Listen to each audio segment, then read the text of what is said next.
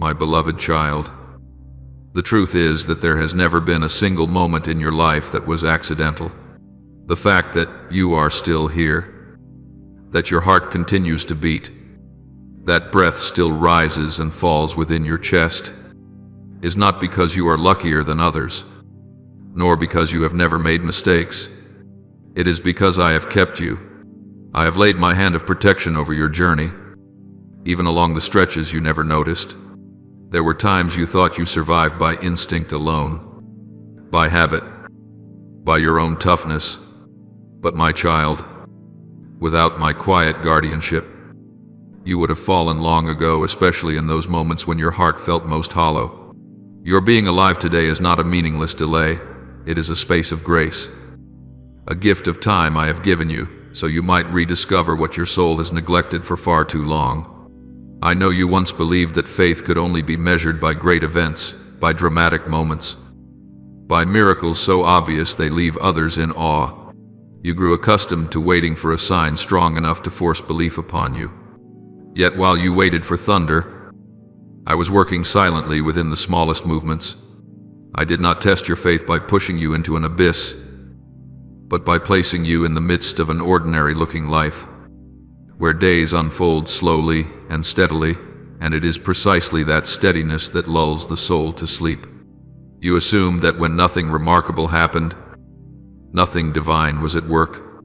You were mistaken. Some of my deepest work takes place when nothing seems to change, because I am digging foundations within you, places your own eyes cannot reach. Listen to me now with your fullest attention, not with ears trained to react, but with the deepest chamber of your soul. I do not come to plant fear, nor to threaten you with dark futures. I come to wake you from a long trance, the trance of postponement, of telling yourself there is still time. Later will do. Everything is fine as it is. You did not realize that this very sense of fine has slowed your seeking of me. You learned to adapt to emptiness and called it peace. You grew accustomed to dryness and called it maturity. But I see clearly inside you there is thirst, weariness, and a longing for a real touch, not merely another day endured. My child, every second of your life unfolds within a sacred order you did not design. Not a single breath is wasted. Not a single morning is meaningless. Even on days when you wake heavy, directionless, uninspired, I am still there. I use those days to whisper a truth into your heart. You were not created merely to exist. I allow you to feel tired so you will stop leaning on your own strength. I let you reach your limits so you will begin to seek a source beyond yourself. If I were finished with you, you would no longer feel this emptiness at all. The thirst within you is proof that I am still calling. There were dangers that came far closer to you than you ever realized. Events had been set in motion, crossroads that seemed small but could have carried you toward an entirely different ending. You never knew, because I stood ahead of you, quietly redirecting your steps, silently closing doors that, had you entered, would have wounded your soul beyond easy repair. You heard no collision, saw no intervention, and so you assumed nothing happened. Yet that very nothing was the sign of protection. I watched over you in nights when you slept unaware. I held you in days when exhaustion reduced you to moving forward by sheer momentum. You did not notice, because true protection is not loud, not dramatic, not demanding recognition. I also silenced voices that did not come from me. Some words were sown into your mind with an appearance of reason, persuasion, and familiarity, so much like your own thoughts that you scarcely questioned them. They did not shout or threaten, but slowly caused you to doubt your worth, to shrink your dreams, to believe you deserved only a life of quiet endurance. I stripped those voices of their power before they could take deep root within you. At times you wondered why you suddenly hesitated, why a once burning intention faded before completion. You thought it was indecision or weakness, yet often it was me holding you back from a choice that would have eroded your soul over time. My beloved child, I have not only preserved you from what is visible, but also from assaults you had no ability to recognize on your own. There are attacks that do not aim at your body, but at your inner steadfastness. They come to wear you down through waiting, to discourage you through the slowness of the process, to make you believe that your perseverance is pointless. I stopped them before you could begin to believe that you were without worth.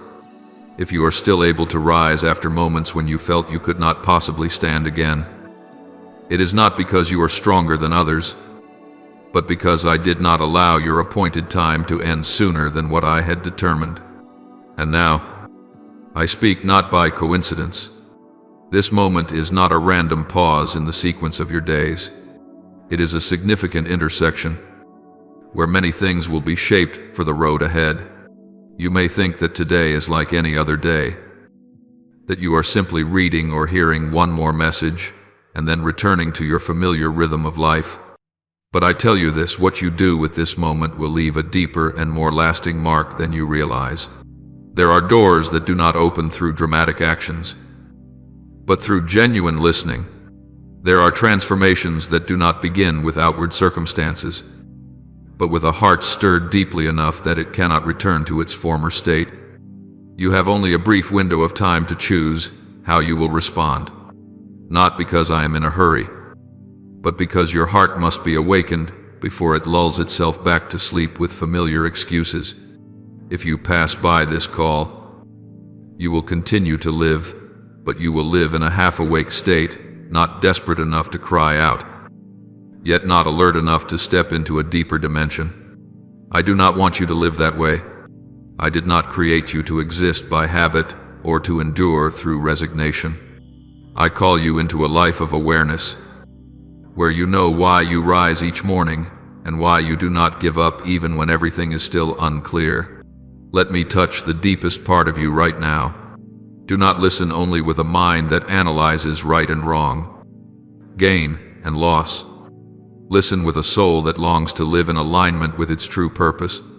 You have grown accustomed to postponing spiritual decisions, telling yourself that you will return to them later, that you will be more serious when you have time.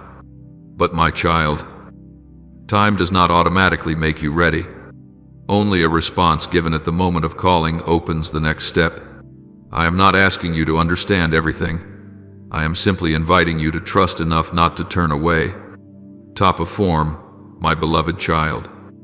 The moments now unfolding before you are not an unconscious extension of yesterday, nor are they a vague transition you can casually pass by and return to later. These are decisive moments where you either choose to rise and step into the depth of life I have been quietly preparing for you, or continue circling familiar paths, persuading yourself that such a life is safe enough. But, my child, that false sense of safety has stolen from you what is most precious, wholeness. I did not create you to live a repetitive life, existing by reflex and habit alone. I am calling you into a life with direction, depth, and meaning, a life that requires you to dare to respond when you are called. I test your faith not because I find pleasure in your struggle. I am not one who watches you from a distance to see how long you can endure. I test your faith because faith, if never placed under pressure, remains only a beautiful idea spoken with ease. A faith that has never been shaken does not know what it truly stands upon. A faith that has never been required will never discover the real strength I have placed within it. You often think faith is the feeling of peace when everything is in order. But I tell you this, true faith reveals itself most clearly when you must walk forward without any visible guarantees. Many times you have asked me in silence, why is everything taking so long? Why hasn't the answer come? Why are the knots I have prayed over for so long still not undone? I hear every one of those questions, and I do not fault you for asking. But, my beloved child, you must understand something deeper than what your eyes can see. I do not delay because I lack power. I am not slow because I hesitate or forget. Everything I do unfolds in perfect timing, a timing that aligns not only with external circumstances, but also with your inner maturity. What you call slow often does not lie in my actions, but in your readiness. I do not withhold blessings as dangling rewards to test your patience. I am preparing the vessel that will carry those blessings, and that vessel is you. If I were to pour when the vessel is still cracked, the blessing would become a burden. If I were to open the door when you are not yet steady, what should be a breakthrough would become a crushing weight. I love you too much to give you something before you can stand firm under its weight. You see only the surface of the days, the unfinished matters, the unanswered prayers, the roads still veiled in mist. But I see the entire chain of decisions shaping your destiny. I see how each time you choose to keep believing while your heart is weary, a quiet strength is being built.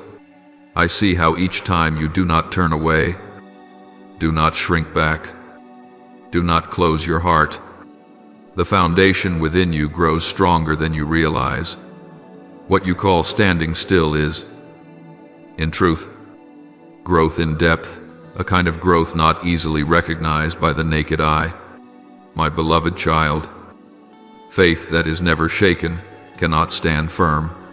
A tree that has never faced strong winds will not grow roots deep enough to remain when a storm arrives. In the same way, a faith that has never been tested will collapse when confronted with greater responsibility. I am not preparing you for a small season. I am preparing you for what will require you to stand not only for yourself, but for others as well. That is why I allow the winds to blow, why I allow the ground to tremble, not to knock you down, but to drive your roots deeper into me.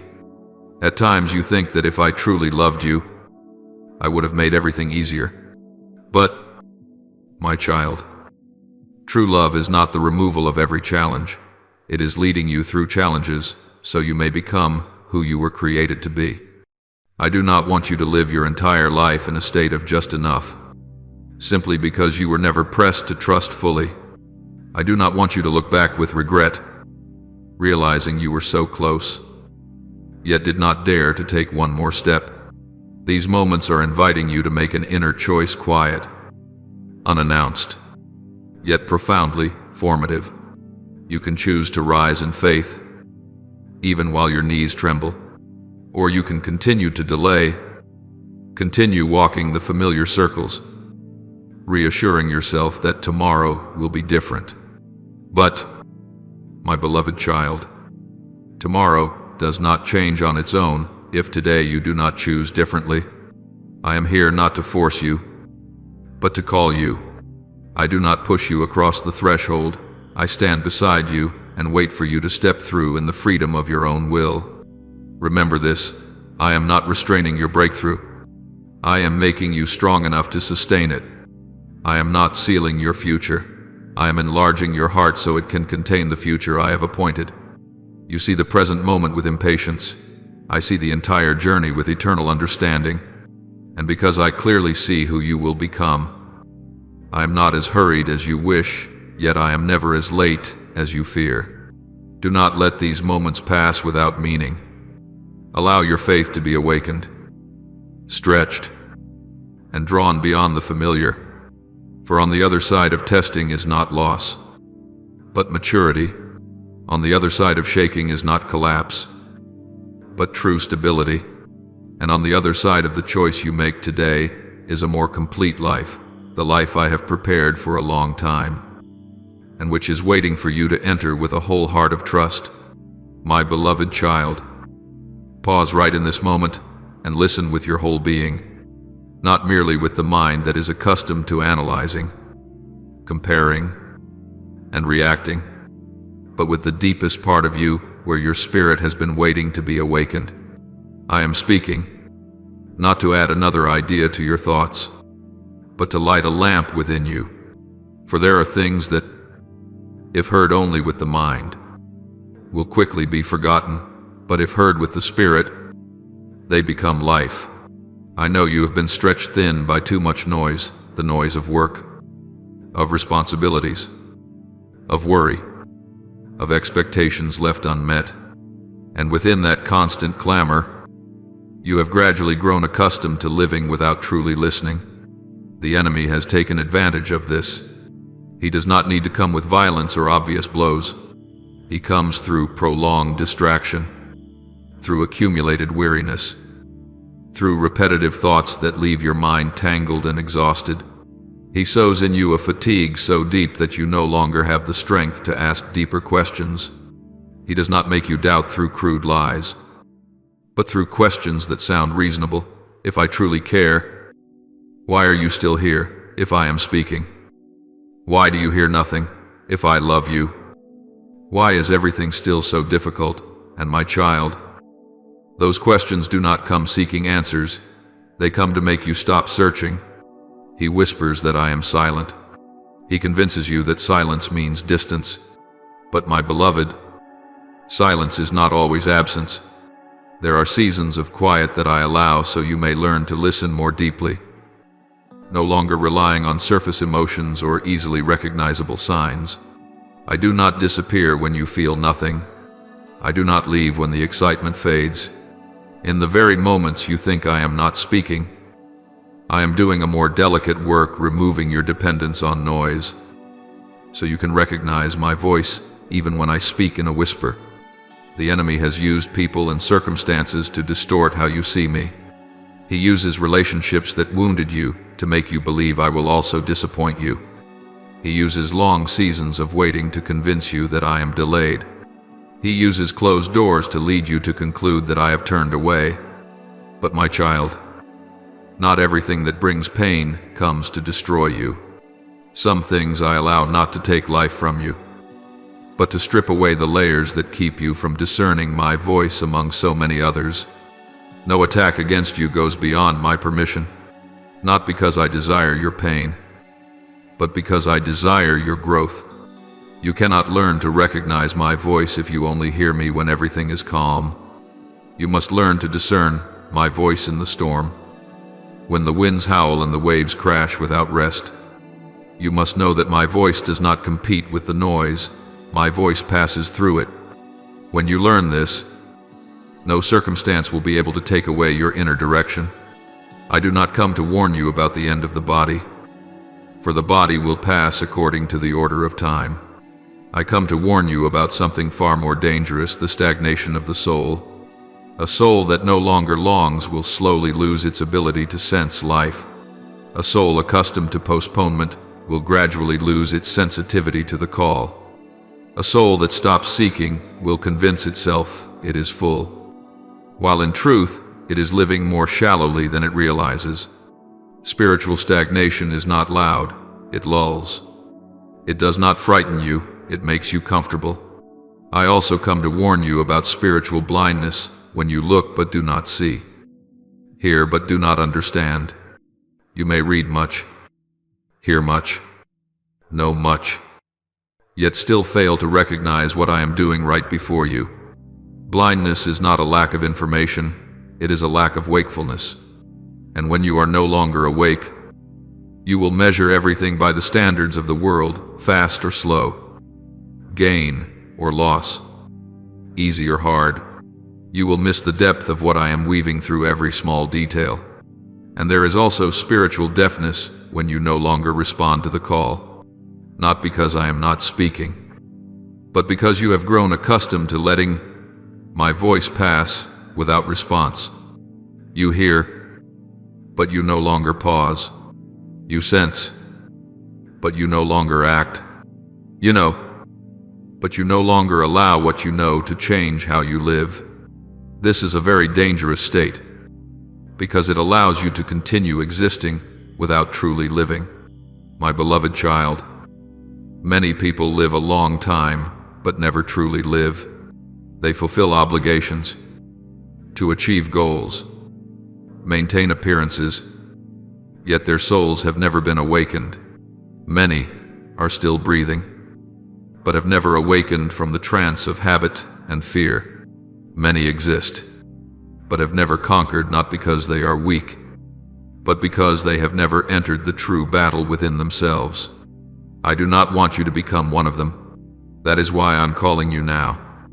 Not tomorrow, not when you are less busy, not when everything is clearer. I call you in the midst of your weariness, in the middle of your confusion, in the very storm you are facing. For if you learn to hear me here, you will hear me anywhere. If you recognize my voice in the chaos, you will never truly be lost. Open your heart. Do not resist. Do not defend yourself. Do not analyze too quickly. Let your spirit be touched. I do not come to frighten you, but to awaken you from a life of mere existence. I come to lead you into true life, where you do not merely survive each day, but live with purpose, with wakefulness, with a victory that begins from within. And when you choose to listen right now, you will realize this: my voice was never silent. You are simply ready to hear it now, my beloved child. I did not call you to live suspended between two shores, nor did I call you to merely get by each day with a weary heart. I called you to overcome. I longed to see you stand upright, no longer bowing before the shadows of the past, no longer trembling at the voices that once made you feel small. I want you to live in the authority I have placed upon you, not the authority of pride, but the authority of one who knows to whom they belong, who knows why they were created, and who knows they no longer need permission from fear in order to move forward. Before you ever saw the light of your first day, before the foundations of the earth were laid, I knew you. I called you by name in eternity. I planted within you an identity not defined by what you did wrong, nor confined by what others think of you. Yet, my beloved child, that identity has been buried for far too long beneath layers of judgment, expectations, failures, and the countless times you have exhausted yourself with self-blame. I want you to rise above every limit the world has built around you. The world loves to put you in a box. This is as far as you can go. You're not good enough. You're not clean enough. You're not lucky enough. You're not strong enough. These molds are designed to keep you small, to make you resize your dreams to fit your fears. There are cages not made of iron, but of words, memories, and distorted lessons you absorb through pain. You have lived in those cages so long that you began to call them personality, to call them destiny, to call them reality. But my child, I did not create you to live by the warped reality of fear. I created you to live by the truth of life. I want you to break the patterns that have imprisoned you for years, not only the patterns imposed by others, but also the ones you built to protect yourself. You learned to wear a hard shell so no one would see your vulnerability. You learned to use busyness to avoid the emptiness inside. You learned to smile while cracking within, to say I'm fine while holding your breath just to survive. My beloved child, I do not condemn you for this. I know you were trying to survive in seasons when you had nothing to hold on to. But now I am calling you out of that temporary way of living. I do not want you merely to exist. I want you to be healed, to be grounded, to be free. I want you to step into the identity I have written for you, the identity of one who is loved, chosen, and entrusted. This identity is not a title for boasting. It is a foundation on which to stand. When you know who you are in me, you will no longer be swept away by voices that change from day to day. You will no longer need approval to feel valuable. You will no longer use achievements to fill the emptiness within. You will no longer place your life in the hands of those who are quick to leave.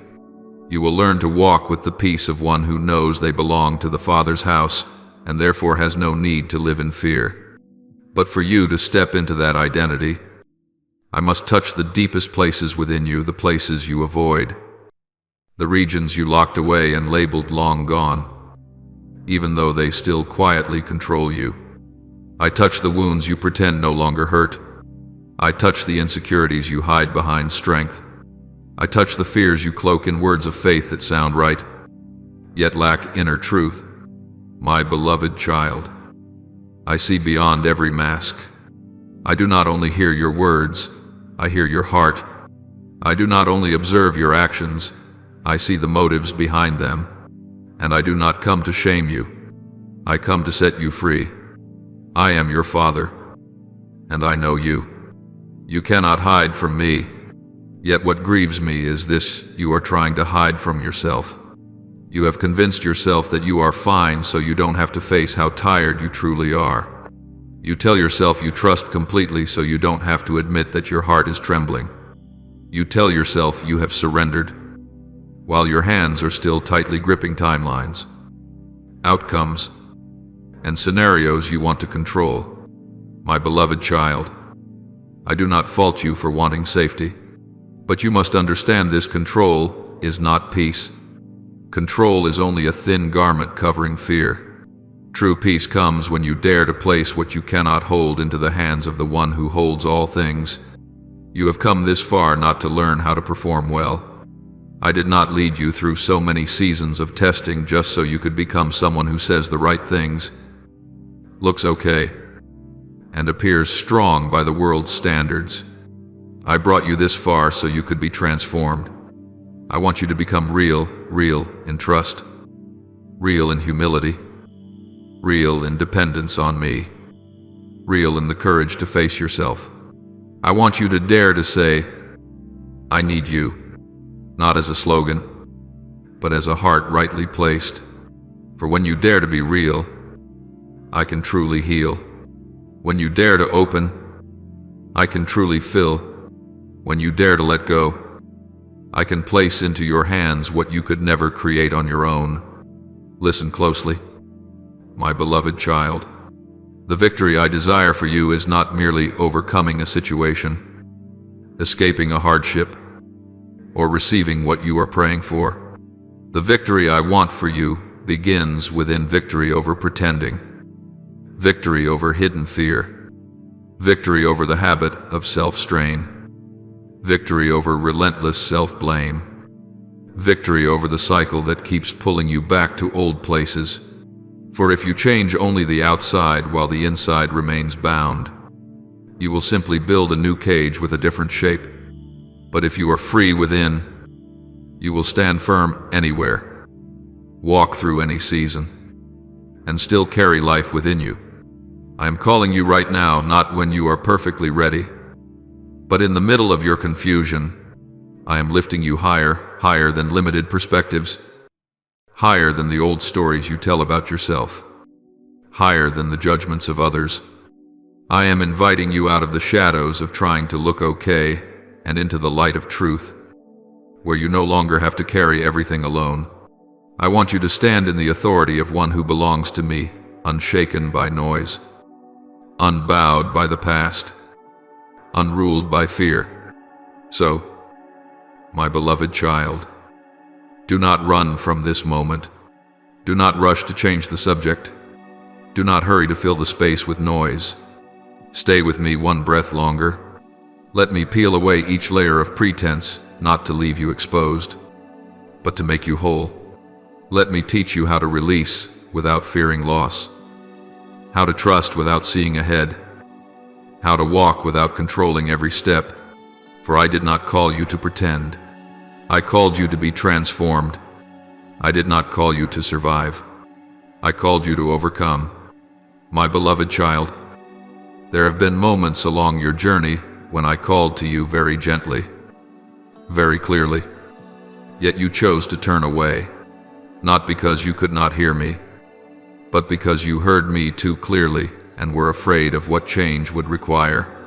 I spoke to you in the quietest moments, when your heart was still enough to discern what was my voice and what was your own. But you learned to grow comfortable with delay. You told yourself, it's not time yet. I need more time. When I'm more ready, I will do it. And so those days followed one another without noise, without crisis, simply a series of moments in which you stepped back from what I was opening before you. I know you did not deliberately resist me. You did not stand up and declare that you were rejecting me. You only postponed. You only slowed down. You placed my voice behind what you considered more urgent, safer, more familiar. But, my beloved child, prolonged delay can be just as destructive as open rebellion. It slowly hardens the heart. It dulls your spiritual sensitivity. It trains you to hear without responding, to know without acting, to be urged, yet remain still. And gradually, you begin to believe that what I say is not truly necessary for your present life. There were times when I warned you not with thunder or great upheaval, but through a gentle unease in your spirit, through a door closing at just the right moment, through an interruption you could not explain. Yet you learned to overlook those signs. You called them coincidence, something minor, probably nothing. You became accustomed to negotiating with my voice just this once. I'll do it later. Let me wait a little longer. You did not realize that every time you said later, you were teaching yourself that my voice could be placed behind your convenience. When I say now, it is not because I am impatient. I say it because I see what you do not yet see. I see the crossroads ahead, the time-sensitive opportunities, the doors that do not remain open forever. Yet you respond with later, because you assume time will always be there to serve you. When I say time is short, I am not trying to frighten you, but to awaken you. Still, you reply, when I am ready, as though your readiness were the measure of my plan. When I say step forward, I am offering you a chance to grow in faith. But you answer, maybe, because you want certainty before obedience. My beloved child, I understand the fear hidden beneath those delays. You fear making mistakes. You fear losing control. You fear that if you follow my voice, you will have to let go of what is familiar, of what has made you feel secure. You fear that true obedience will leave you with no way back. I do not despise your fear. I am only grieved to see you allow it to govern the most important decisions of your life. And yet today, I am calling you once again, not because you did everything right in the past, not because you have proven anything. I do not call you because you deserve it, but because my mercy is not limited by your history of failure. That mercy does not diminish with the number of times you delayed. It is deeper than the times you turned away, wider than your hesitation, more enduring than your unfaithfulness. I do not measure my love by how well you perform, but by who I am. My love is stronger than the quiet rebellion within you, even when you do not name it rebellion. I know there were times when you placed your own will above my voice. Yet my love does not withdraw when you do that. I do not close the door when you break promises. I do not erase your name from eternal purpose because you moved more slowly than I hoped. I remain there, waiting not with bitter disappointment, but with the patience of a father who knows his child needs time to learn how to trust. My patience is greater than all your hesitation. You think I have grown weary of calling you again and again. You think I have become discouraged because you promise and then delay. But, my beloved child, I do not grow exhausted as you do. I do not change as you do. I do not love according to fluctuating emotions. My patience is not weakness. It is strength expressed through love. I know when to wait, when to call, when to be silent, and when to speak once more. And this is most important: the purpose I have for you has not changed. Even though you once lost your way, your missteps did not force me to rewrite my plan in panic. Your delays did not confuse me. I accounted for your weakness from the beginning. I knew you would not be perfect. I knew there would be moments when you would hesitate. But I also know that what I planted within you is strong enough not to be destroyed by old patterns. My beloved child, the opportunity I am placing before you today is not a meaningless repetition. This is not a vague invitation meant to comfort you temporarily before you return to your old ways. This is a significant intersection, where you are invited to choose differently not by fleeting emotion, but by a deep, inward decision. You can continue to delay, continue to negotiate, continue to say later, or you can choose to respond, even while your heart trembles, even while you cannot yet see the entire road. I do not ask you to be perfect before you obey. I only invite you to be honest, honest about your fear, honest about your weariness, honest about how long you have delayed. For when you stop pretending that you are fine, I can begin true healing. When you stop saying maybe, I can lead you with certainty. When you stop waiting until you feel ready, you will discover that the greatest readiness is simply placing your heart in my hands. Today, I do not recall your past to condemn you. I recall it so you may recognize grace, so you may understand that without my steadfast love, you would no longer have the opportunity to hear these words. The fact that you are still being called, still being invited, still being reminded is proof that I have not let go. I have not given up. I have not changed my mind about you. So, my beloved child, do not let this moment pass as the others did. Do not merely nod inwardly and continue as before. Pause, listen, and respond not with grand promises, but with one concrete step of obedience, however small. For in that step, you will discover that I am not only the one who calls you, but the one who walks with you. And this time, if you choose to step forward, you will not walk alone. My beloved child, listen with the full depth of your soul. What you are facing is not random resistance, nor are they meaningless collisions of life. The enemy is not concentrating his force against you because of where you stand today, but because of where you are being led tomorrow. He is not afraid of your present. He is afraid of the future that has already been written over your life.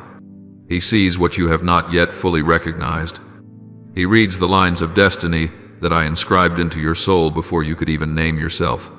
And because of this, he seeks every way to slow your steps, to sow doubt, to lure you into delay, to keep you lingering in a half-awake state, neither fully asleep nor truly alive. He fears your awakening. For when you awaken, you no longer live by reflexes shaped by fear or old habits. When you awaken, you begin to ask the right questions, to listen with clarity, to realize that your life is not a scattered chain of disconnected events, but a journey with purpose. He fears the moment you open your eyes and see that the things that once made you feel small no longer hold the power you imagined. He fears the day you stop defining yourself by the past, by failure, by the judgments that once pressed heavily upon you. For when you awaken, you are no longer easily controlled by voices that masquerade as truth. He fears your obedience, not superficial obedience done for appearance or correctness, but obedience that flows from a heart that has chosen to trust me more than itself. For when you obey, you step outside his realm of control. Obedience leads you onto paths he cannot predict. Obedience renders ineffective the schemes designed to lead you astray. He knows that the moment you truly follow what I instruct, even one small step, the entire landscape begins to shift, and that is something he cannot endure.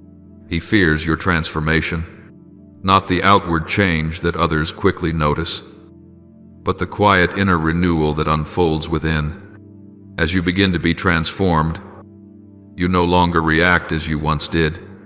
You are no longer triggered by old wounds or pulled by familiar emotions.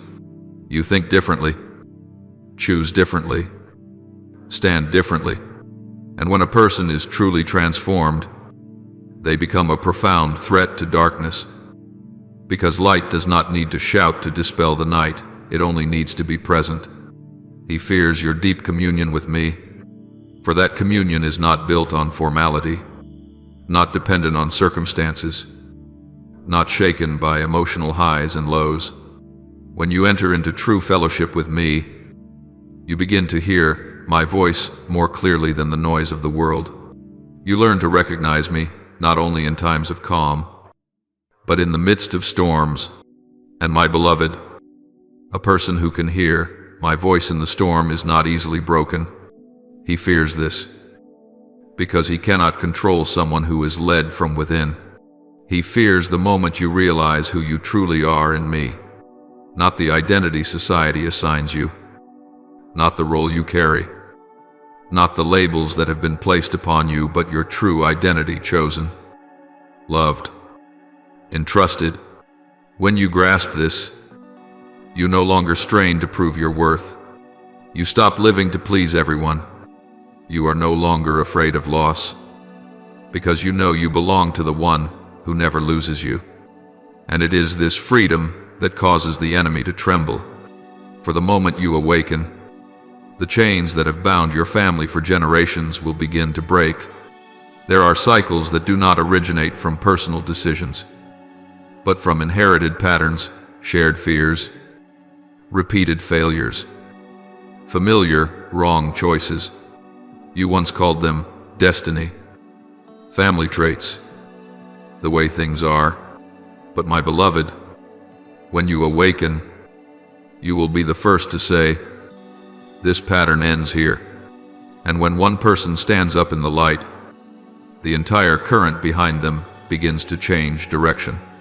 The moment you awaken, generational patterns will come to an end, not because you are perfect, but because you have chosen differently. You no longer respond from old programming. You no longer repeat ways of living that wounded generations before you. You establish new boundaries, new choices, new words.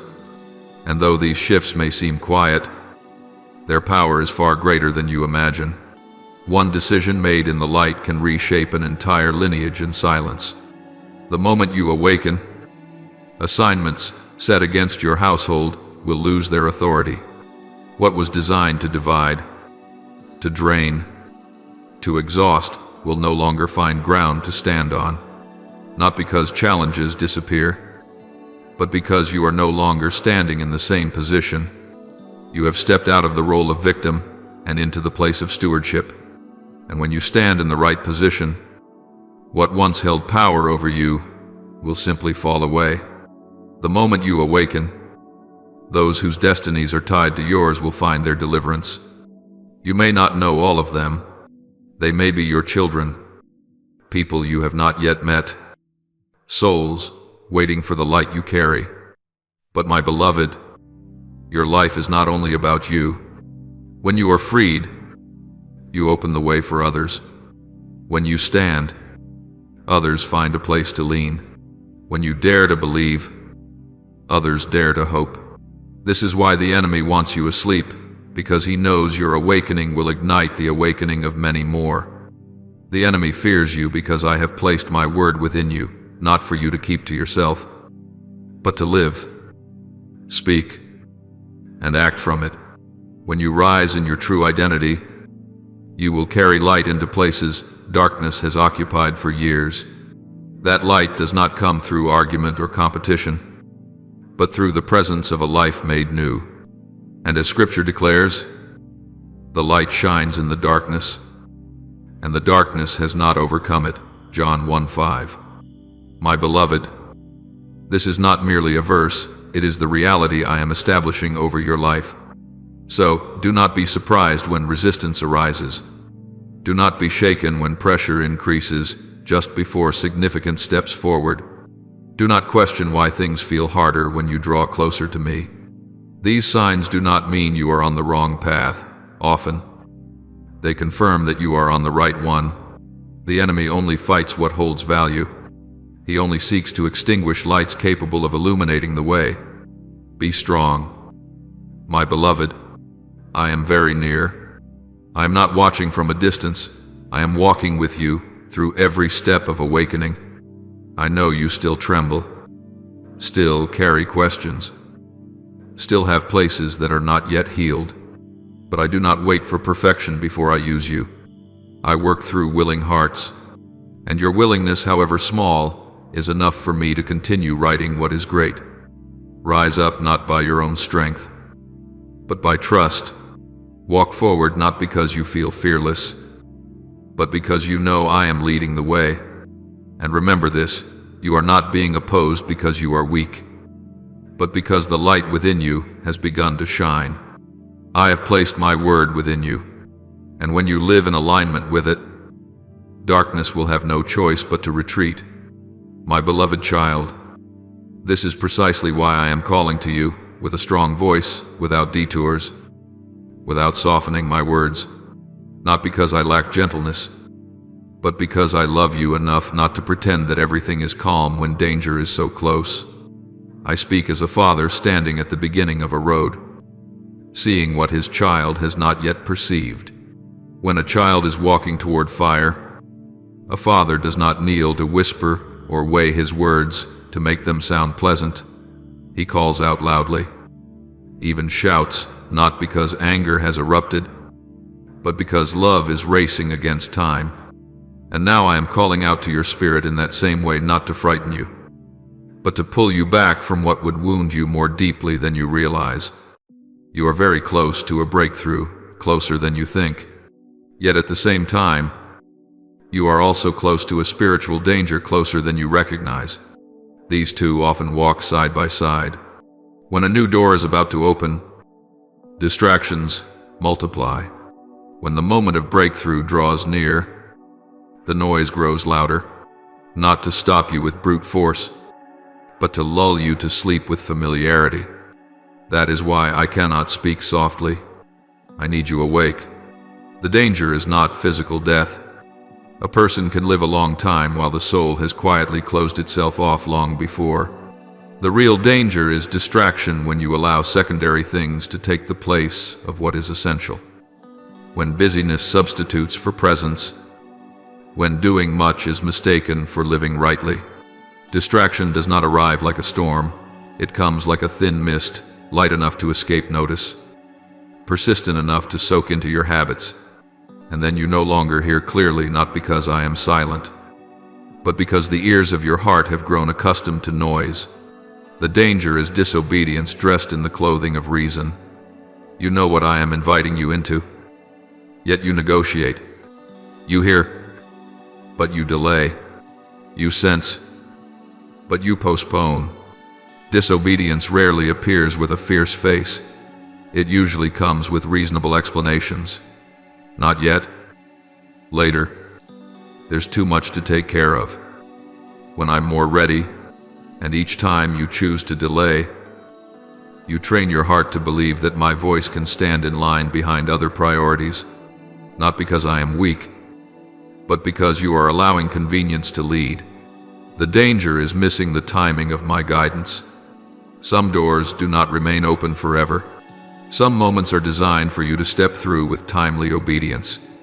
When you miss the timing, you do not lose my love, but you may lose the ease of the journey. You will learn similar lessons, but by detours, with greater weariness, with unnecessary wounds. I do not want that for you. So I call out loudly to help you stop in time. The danger is ignoring my voice once again. For every time you ignore it, sensitivity dulls. Each time you pass it by, another layer of hardness forms around your heart. It is not that I stop speaking. It is that you grow accustomed to not responding. And then you begin to live by inertia, doing what is familiar, choosing what is easy, walking well-worn paths.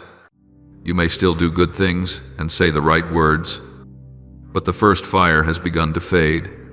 I do not want you merely to be right. I want you to be alive. My beloved child, I call out strongly because I am protecting you from the negligence you have learned to tolerate. I am not trying to control your every step. I am trying to keep you in the light. I do not warn you to make you anxious. I warn you to awaken you. I do not raise my voice out of anger. I raise it out of love. True love is not afraid to disturb when your safety is at stake. Understand this, the breakthrough you are longing for does not come from doing one more thing, but from standing in the right position. The right position is where you hear and respond as soon as I speak. The right position is where you release distraction to preserve presence. The right position is where you choose obedience before you fully understand. And it is there that blessing becomes light, guidance becomes clear, and your steps become steady. I know you are tired. I know you have been carrying many roles. I know you have tried to keep everything together. But, my beloved child, effort cannot replace obedience.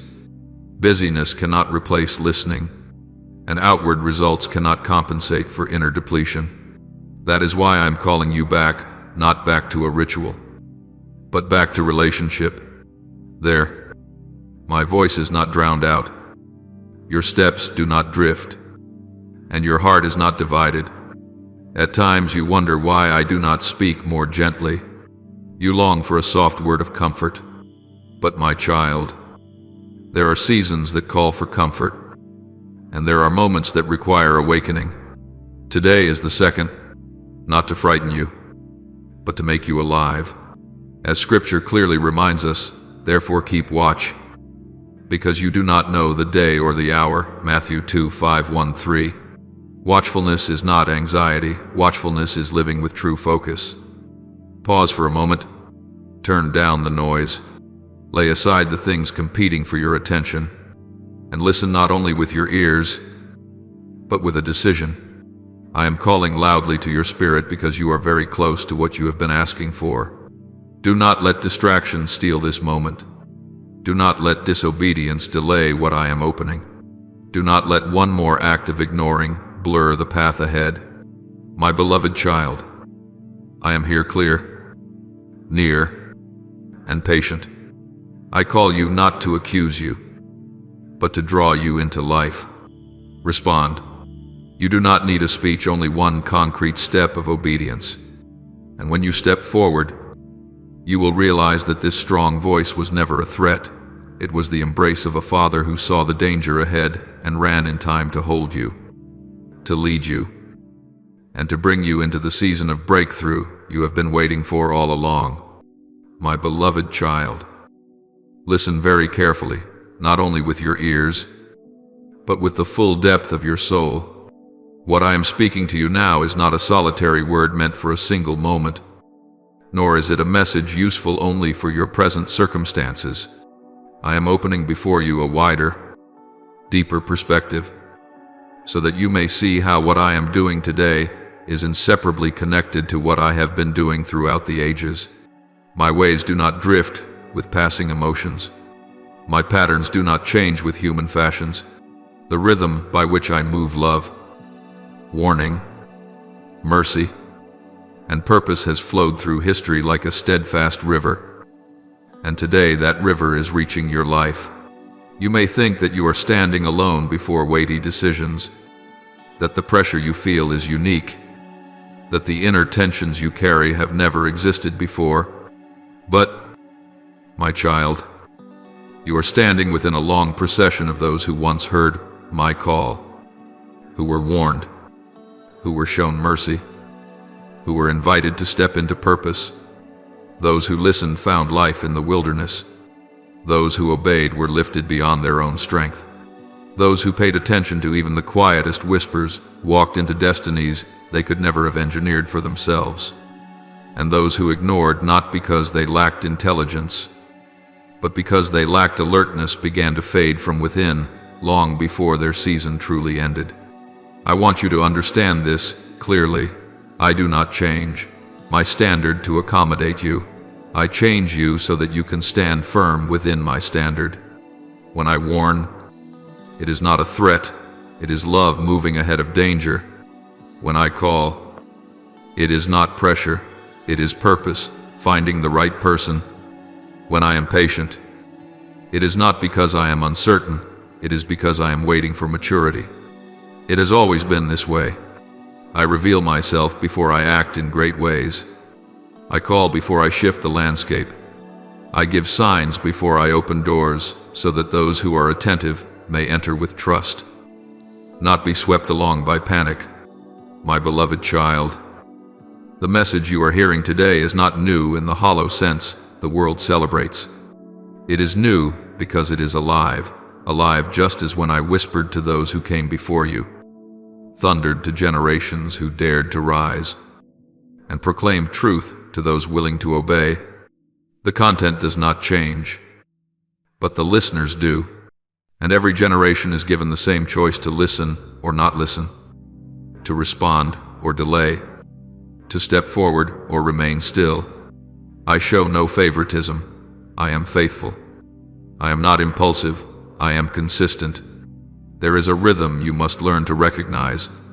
First comes love. I reveal who I am, who you are, and the bond between us. Then comes warning. I point out crossroads, traps, and things that seem harmless but will erode life if ignored. Then comes mercy. I give more time, more opportunity, more light. And finally comes purpose. I invite you to step into what I have prepared, not by your own strength, but through obedience. That rhythm never disappears. When you skip a beat, the journey becomes uneven. When you keep the rhythm, your steps become steady. I know you are living in a noisy age where every voice competes to be heard, where attention is fragmented, where speed is praised more than depth. That is why the greatest danger is not a lack of information, but a lack of attentiveness. One can know much and still be lost, hear much and still not live. My child, I do not need you to gather more knowledge. I need you to tune your heart to the right frequency. Listening is not a passive act. It is an active choice to place me above every other voice. Look at history with awakened eyes. Those who survived were not the strongest, the smartest, or the most numerous, but those who listened and acted. Those who were lifted up were not those who never stumbled, but those who stumbled and rose again in obedience. Those who entered destiny were not those without fear, but those who laid fear down in order to walk by instruction. And those who ignored, though they may have continued outwardly, lost life within very early, because they became accustomed to hearing without responding. My beloved child, I am speaking to you today, not to rehearse history as a distant lesson, but to help you recognize where you stand within that flow. Which part of the rhythm are you in? Are you receiving love or taking warnings lightly? Are you leaning on mercy to delay or using mercy as strength to obey?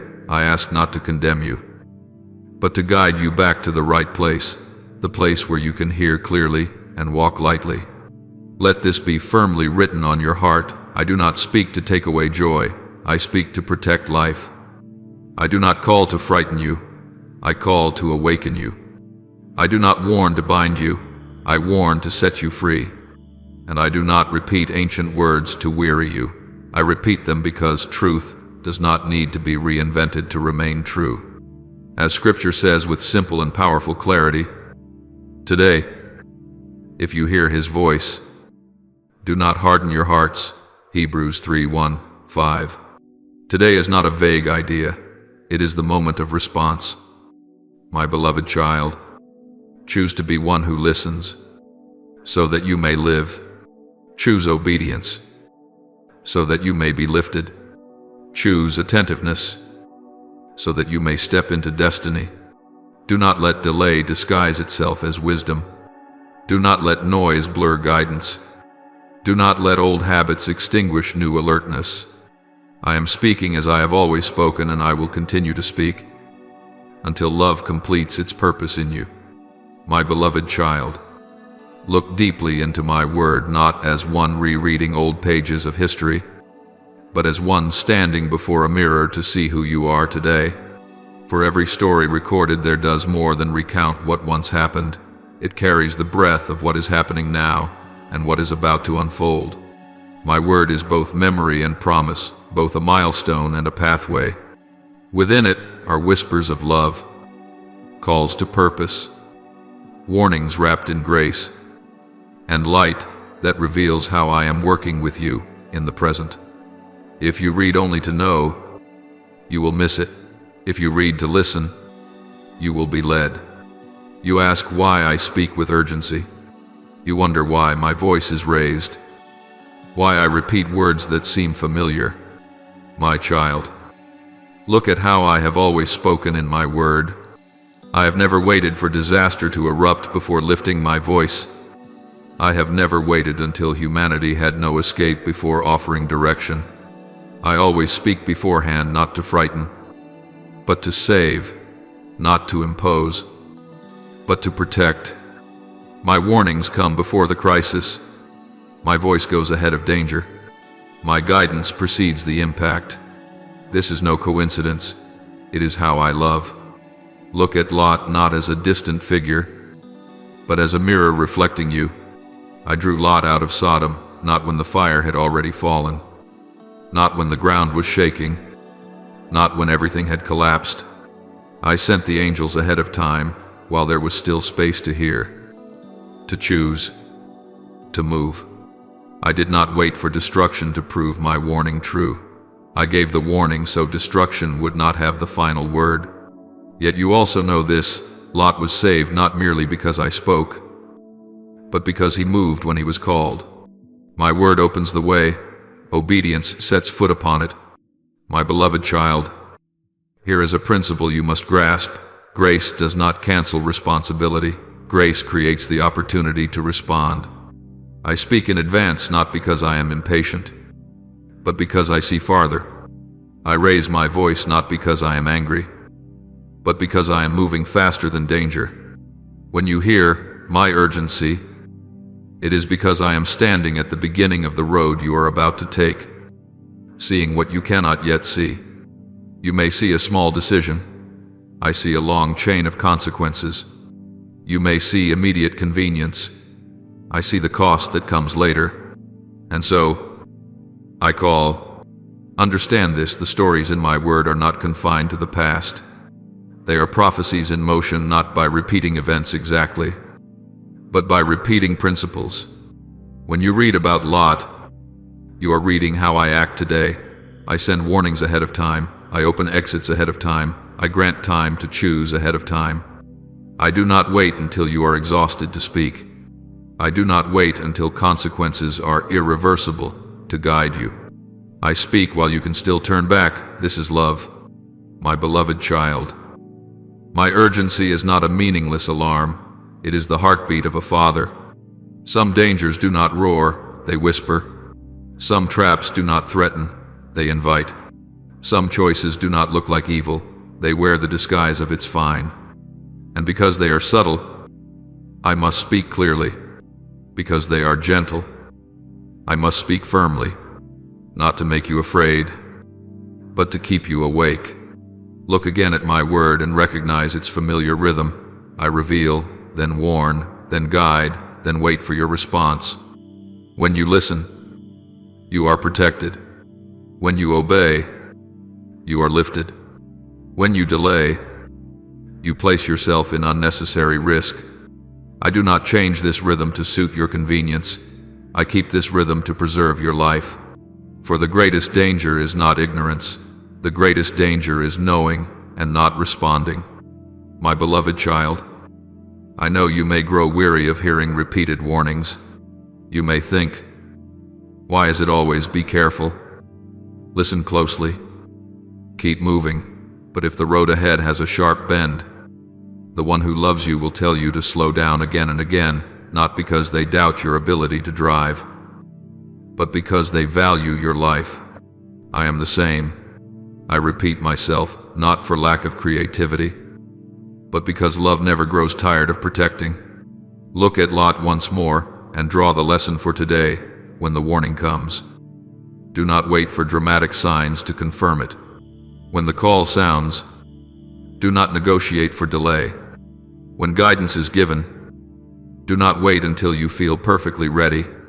The greatest readiness is timely obedience. You do not need to understand everything to move. You only need to trust enough to step. And when you step, the light will open for the next step.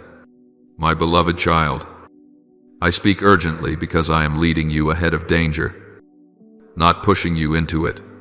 I call out loudly because I am opening the way to blessing, not withdrawing what is good. I repeat my warnings because I want you to take the shorter, lighter, healthier path, the path of obedience. As Scripture gently yet powerfully reminds us, I will instruct you and teach you in the way you should go.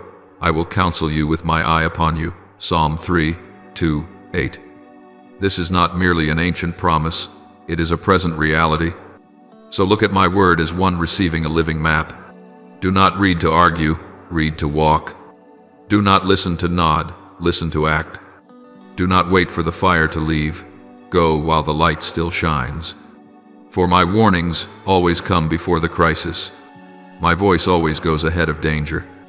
And my guidance, if you follow it, will always go ahead of the impact, leading you to the place where you are kept, lifted, and made whole. My beloved child, I am trying to spare you from unnecessary detours, paths you have walked too many times, lessons that should not have to be relearned through exhaustion. I do not fault you for being slow. My heart aches because you have grown weary. I am working to shorten what the enemy wants to prolong, for he knows that if you keep circling, your strength will drain, your vision will blur, and your faith will be worn thin. I am seeking to accelerate what has been delayed, not with human haste, but with heavenly precision. Yet, my child, there is one thing that cannot be replaced. You must listen, not listening merely to know, but listening in order to move, not listening for comfort, but listening in order to obey. I do not rescue you by making everything easily understandable to reason. I rescue you by leading you at the right time. There are paths you will never leave if you rely only on logic, because logic will ask countless questions, none of which can open the door. Listening is different. Listening places you into the flow of life, where a single, quiet instruction can alter an entire direction. That is why I tell you, look at Elijah and the widow of Zarephath, not to study an old story, but to recognize how I am acting today. I told Elijah to leave a place of supernatural provision. Pause and notice that detail. Elijah did not leave because the supply had dried up. He left while provision was still there. To reason, this makes no sense. Why leave a safe place? Why abandon a proven source? But, my beloved child, I do not provide only for today, I guide for tomorrow. There are places that are good but whose season has ended. There are streams that once flowed but are about to run dry. I called Elijah away before the drought came, not to make him lack, but to keep him from being trapped. His obedience did not rest on visible guarantees. It rested on relationship. And I told the widow to do something that seemed even more illogical: to offer her last meal. My child, I know that sounds like too much to ask. She had no surplus. She was standing at the very edge of hope. Yet it is precisely at that edge that I do not look for abundance, I look for trust. I do not need large quantities. I need a willing heart. That woman did not give because she foresaw the miracle. She gave because she heard and believed. Her obedience in uncertainty opened the door to miraculous provision, not once, but day by day, meal by meal, enough for the entire season of famine. My beloved child, notice what they share in common. Both Elijah and the widow obeyed instructions that made no sense to human reasoning. Yet that very illogic was perfectly aligned with my rhythm. Reason asks, what if this fails? Listening asks, what are you saying? Reason measures risk. Listening walks in relationship. And it is that relationship that unlocks blessings logic can never reach. For blessing is not merely a result. Blessing is a flow, and it requires you to stand in the right place for it to pass through. I am trying to shorten your journey. But, my child, a journey is shortened only when you stop negotiating with my voice. Each time you hear but do not act, you add another bend in the road. Each time you delay, you prolong an old season. I do not speak to pressure you, I speak to lighten your load. For detours cost more than time, they drain joy, strength, and sensitivity. I want you to walk the straight path, not one without challenges, but one filled with purpose. Understand this: the enemy does not need you to commit a great failure. He only needs you to delay a small obedience. He does not need you to turn away. He only needs you to stand still. And while you stand still, he stretches things out. I am different. I accelerate through obedience. One step of obedience today can spare you 10 weary steps tomorrow. One small decision to put me first can open a stream of ongoing provision that you could never manufacture on your own. My beloved child, I am not asking you to abandon reason. I am asking you to put it in its proper place. Reason is a good servant, but a poor master. When reason leads, you will go only as far as what you already know. When listening leads, you will arrive where I have prepared. Elijah did not know what awaited him in Zarephath. The widow did not know how the flour and oil would last. But they knew one thing: I had spoken. And for them, that was enough. Let your listening heart unlock what reasoning cannot reach. Do not wait for certainty before obeying. Certainty often comes after the step. Do not wait for abundance before believing. Faith is refined in lack. Do not wait for everything to make sense. I often work beyond familiar frameworks so that the glory belongs to me, not to your calculations. My beloved child, I am trying again to spare you from more detours, from repeating the same lesson at a higher cost. I am working to shorten what the enemy wants, to prolong seasons of weariness, nights of confusion, days of stagnation. I am seeking to accelerate what has been slowed: suspended promises, delayed steps, compressed callings. But the key remains the same: listen and do what you hear. Remember this scripture as a lamp for your feet. Trust in the Lord with all your heart, and do not lean on your own understanding. In all your ways acknowledge him, and he will make your paths straight. Proverbs 3:5-6. Trust is not blindness. Trust is placing the right weight in the right place. When you place the weight of your life upon my word, I will place you on the right path. So, my beloved child, do not fear instructions that sound illogical. Do not tremble when I ask you to leave what is familiar.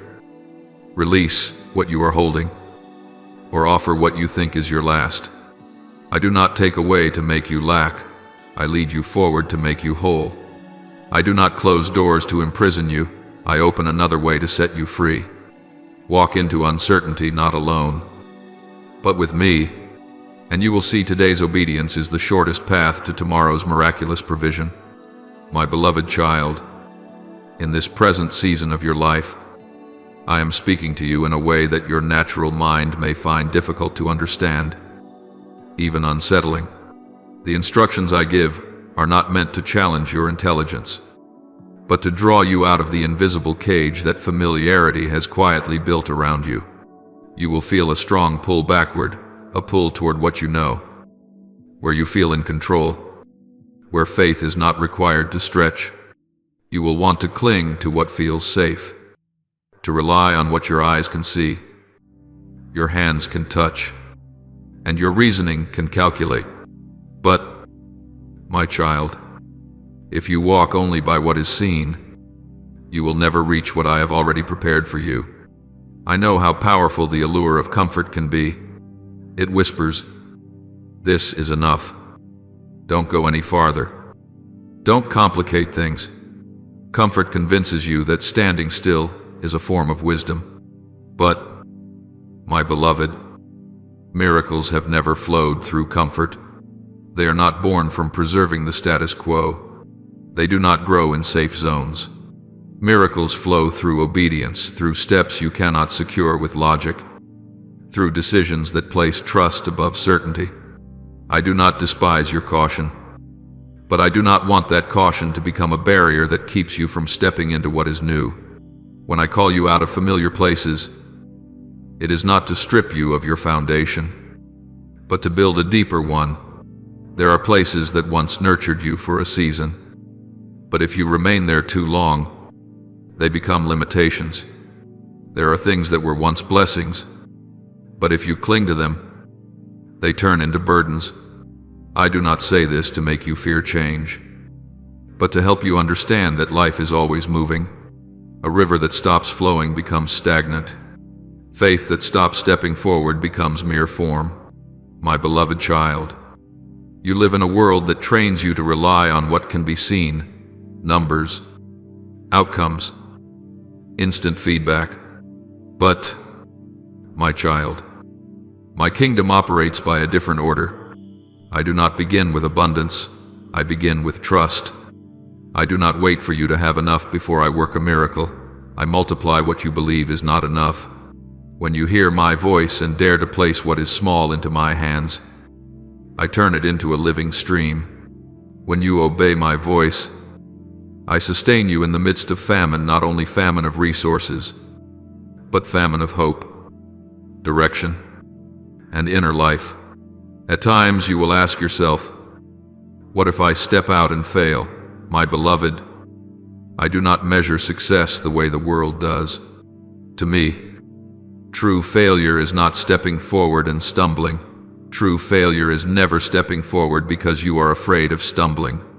When you listen to me, even trembling steps are upheld by my hand. Even imperfect decisions are shaped by my guidance. I do not need you to be flawless. I need you to be willing to obey. When you obey my voice, I am not only addressing your immediate needs, I am shaping you for the next season. I sustain you in famine so you learn that your source of life does not come from circumstances, but from relationship. I multiply what is insufficient so you know that your strength is not the limit of my power. I open the heavens over you not merely to bless you, but to teach you how to live under the flow of grace, where you no longer strain to hold on, but learn to open your hands to receive and to give. My beloved child, remember, this obedience may not always feel safe in the moment, but it always leads to life. Comfort may offer temporary peace, but only obedience produces lasting peace. When you choose obedience, you place yourself in the flow of what I am doing now, not merely holding on to what I did in the past. I am not the God of yesterday alone. I am the God who is acting today and leading you into tomorrow. There are miracles that will not happen unless you step out. There are doors that will not open unless you draw near. There are realms of heaven that will not be unveiled unless you dare to believe that my voice is worth following. Even when you cannot yet see the entire path, I do not condemn you for feeling fear. I simply invite you not to let fear take the wheel. Let faith lead, faith that is not blind, but attentive to my voice. My beloved child, I know you are being pulled between two currents. One is the safety of what is familiar. The other is the invitation to step out. Safety says, do not risk. My voice says, trust me. Safety promises stability. My voice promises life. You must choose which voice you will listen to, because the voice you follow will determine where you go, and where you go will shape who you become. Let me remind you with Scripture. As a lamp for your feet in this season, the righteous shall live by faith, Romans 1:17. Living by faith does not mean denying reality. It means placing reality under the light of my word. It is choosing to trust me even when circumstances have not yet changed, because you know that the one who rules over reality is the one who is leading you. So, my beloved child, do not fear instructions that seem unreasonable. Do not rush back to comfort simply because you feel uneasy for a moment. Do not cling to the old merely because it is familiar. Listen to me. Walk according to my voice. And when you do, you will see this: what you thought was not enough will be multiplied. Where you believed there was barrenness will be sustained. And over your head, right in the midst of your circumstances, the heavens will be opened. Not because you are strong, but because you chose obedience. My beloved child, look at King Saul, not in order to judge him, but to reflect upon yourself. The story of his life was not recorded so that you would merely read it. and close the book, but so that you would recognize how a great destiny can be gradually eroded when obedience is no longer whole. I chose Saul. I anointed him. I placed him in a position that many people dream of but never reach. He lacked neither ability, nor opportunity, nor initial support. What he lacked was not outward strength, but inward surrender, and it was precisely this absence that quietly led him to lose everything. I warned him more than once. I instructed him with words that were clear, not vague, not ambiguous. I did not test him with confusing commands. I spoke plainly what I desired and when I desired it. But Saul began to listen selectively. He listened to the parts that made him appear right before the people, while ignoring the parts that required him to place me above human approval. He learned how to keep what benefited his image and sacrifice what was necessary for his relationship with me, my beloved child. This is where the slide begins, not loudly, not with immediate collapse, but quietly and persistently. Saul's downfall did not happen in a single day. It unfolded through repeated small compromises with his spiritual conscience. He began to justify incomplete obedience. He called disobedience circumstances. He called delay wisdom. He called selectivity being realistic. He did not rise up to openly defy me. He simply adjusted my word to fit the pressure around him. And, my child, it was that very adjustment that redirected his life. For my word does not need to be edited to become reasonable. My word needs to be obeyed to become life. Saul cared more about pleasing people than obeying me. He feared losing support, feared being misunderstood, feared being isolated, and that fear caused him to elevate the voice of the crowd above my voice. My beloved child, when you place any voice above mine, whether the voice of others or the voice of fear within you, you are beginning to walk the path of Saul. You may still retain a title, maintain an image, and accomplish some things correctly, but the inner flow of life is slowly drying up. Destiny is not sustained by appearance, it is nourished by obedience. Saul confused partial obedience with complete obedience. He did half of what I commanded and expected me to accept the rest. He held on to what I told him to release and then offered me what he considered good enough. But, my beloved child, I am not seeking your leftovers, I am seeking your whole heart. Partial obedience is not obedience lacking something, it is disobedience disguised. Delayed obedience is not obedience waiting for the right moment, it is disobedience wearing the mask of caution. Selective obedience is not wisdom, it is disobedience clothed in reason. I say these things not to frighten you, but to awaken you. Do not repeat Saul's pattern, the pattern of listening only when it is convenient, acting only when it is easy, following only when there is no cost. My beloved child, your destiny is far too precious to be worn down by small compromises. I did not call you to live a life that is merely close enough. I called you to live a whole life, whole in hearing, whole in action, whole in trust. Let me be clear, I do not demand cold perfection.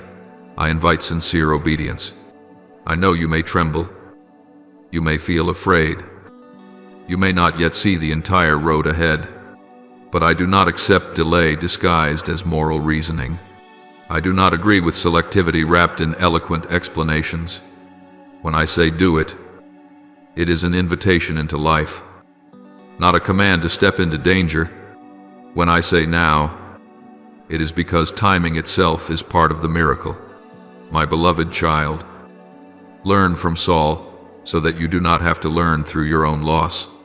Recognize the signs early when you begin to listen to many voices more than mine, when you begin to care more about image than truth, when you begin to negotiate with instruction, when you begin to delay what you know you must do. These signs are not meant to condemn you, they are meant to awaken you. For I love you too much to let you drift far down the road of compromise. I am calling you to obedience that is whole, not partial. I am calling you to obedience that is immediate, not later. I am calling you to obedience that is complete, not holding back what I have asked for, not because I need to control you, but because I desire to protect what I have placed within you. Your destiny is not kept safe by your cleverness, but by your faithfulness to my voice. Engrave this in your heart as an unmistakable marker. To obey is better than sacrifice, and to listen is better than the fat of rams. 1 Samuel 1:5-2. This verse was not spoken only for Saul. It is spoken to every heart standing at the crossroads between following my voice and yielding to surrounding pressure. Sacrifice may impress people. Obedience preserves relationship. Sacrifice may cover the eyes of others. Obedience opens my heart. My beloved child, I do not want you to lose your destiny over decisions that seem small. I do not want you to stand before me one day with reasonable explanations but lacking obedience. I want you to stand before me with empty hands and a trusting heart, having heard, having acted, having walked. Choose the path of complete obedience. Choose today. Choose fully. For the destiny I have prepared for you is not meant to be protected by compromise, but entered through obedience. My beloved child, take a moment to reflect on Nineveh, not as a distant ancient place, but as a mirror that reveals how I act toward humanity and toward you today. Nineveh was a city that had strayed far from the way of life, a place overflowing with violence, corruption, and pride. For generations, they had ignored my voice, treated righteousness lightly, and despised mercy. By every human standard, they deserved destruction. By pure justice alone, the verdict had already been sealed. Yet, my child, I am never hasty in judgment. I always leave open one final door of opportunity, a door called listening. When I sent Jonah to Nineveh, I did not do so to announce an ending like one who is cold and detached. I did it to offer them a chance to turn back. Jonah's proclamation was not gentle, not soothing, not pleasing to the ear. It was a clear, direct, unmistakable warning, and it was precisely that urgency that awakened an entire city. From the king down to the common people, they humbled themselves, repented, and changed their ways. My beloved child, what altered Nineveh's destiny was not military power, not collective intelligence, but one simple yet profound decision: they were willing to listen. Let this be deeply engraved in your heart. My warnings are not signs of wrath, but signs of mercy. If I intended to destroy, I would not have spoken. If I meant to condemn, I would have remained silent. The very fact that I raise my voice even when it is strong, even when it is urgent, is proof that I am still opening a path to life. Nineveh was spared not because they were flawless, but because they responded. They did not erase their past in a single day, but they changed the direction of their future through humility in the present. My beloved child, many people mistake my warnings for anger. They think that when I speak firmly, I am furious when I repeat myself. I am impatient when I press them. I am threatening. But my child, if I were angry, I would not have waited. If I were impatient, I would not have sent a messenger. If I wished to threaten, I would not have allowed time for a response. My mercy often wears the garment of urgency, because true love is never indifferent when danger draws near. Understand this: when I speak urgently, it is because I want to prevent disaster, not cause it. I see the road ahead more clearly than you do. I see the consequences you have not yet imagined. I see how small turns today can become deep chasms tomorrow. And so, I call, I warn, I repeat, not to frighten you, but to give you time to stop, time to turn, time to choose again. My urgency is the outstretched hand before you slip and fall. My beloved child, when I warn you, it is because I want to save you, not condemn you. Condemnation closes doors, warning opens them. Condemnation says, "It is finished." Warning says, "There is still time." I do not speak to label you by your failures. I speak to separate you from them. I do not repeat myself to shame you. I repeat myself so that you may be free. As with Nineveh, I did not change because their sin was small or great. I changed because their hearts turned back. My child, Nineveh teaches you a truth you must hold tightly in this season. No condition is too far gone to turn back while there is still a willingness to listen. No destiny is too rigid to be redirected through humility. No sentence is beyond delay when a warning is met with genuine repentance. The greatest danger is not great sin. The greatest danger is a heart that no longer listens. Perhaps you have thought that my words to you were too severe. Perhaps you have wondered why I did not speak more gently, why I did not wait until you felt more ready. But my beloved child, if I had waited until you were comfortable, you might have gone too far. If I had waited until you felt safe, the moment might have been lost. I speak while change is still possible, while choice is still available, while you can still be rescued from unnecessary cycles of pain. Look at Nineveh and recognize this: a city was spared, not because they argued well, but because they humbled themselves quickly. They did not debate the warning. They did not demand more proof. They did not delay to see what would happen. They responded immediately, and that response rewrote their history. My beloved child, I do not require you to understand everything. I only invite you to respond with a soft heart, one that listens and is willing to change direction. As Scripture records, reflecting my very heart, the Lord is gracious and merciful, slow to anger and abounding in steadfast love. Joel 2:1-3. That word was not only for Nineveh long ago, it is for you today. I am slow to anger not because I take sin lightly, but because I cherish life. I am rich in mercy not so that you may delay, but so that you may return. My beloved child, do not mistake my patience for approval. Do not misinterpret my warnings as threats. If I am still speaking, it means I still love. If I am still calling, it means I am still making a way. If I am still reminding you, it means I have not let go. Silence is what you should fear. Warning is a gift. Therefore, hear my urgency as the heartbeat of a father. Let the warning awaken you, not panic you. Let urgency draw you back to life, not push you into shame. And remember Nineveh, a city whose fate was changed not because it deserved mercy, but because it chose to listen. Today, that same door stands open before you, not a door of judgment, but a door of mercy.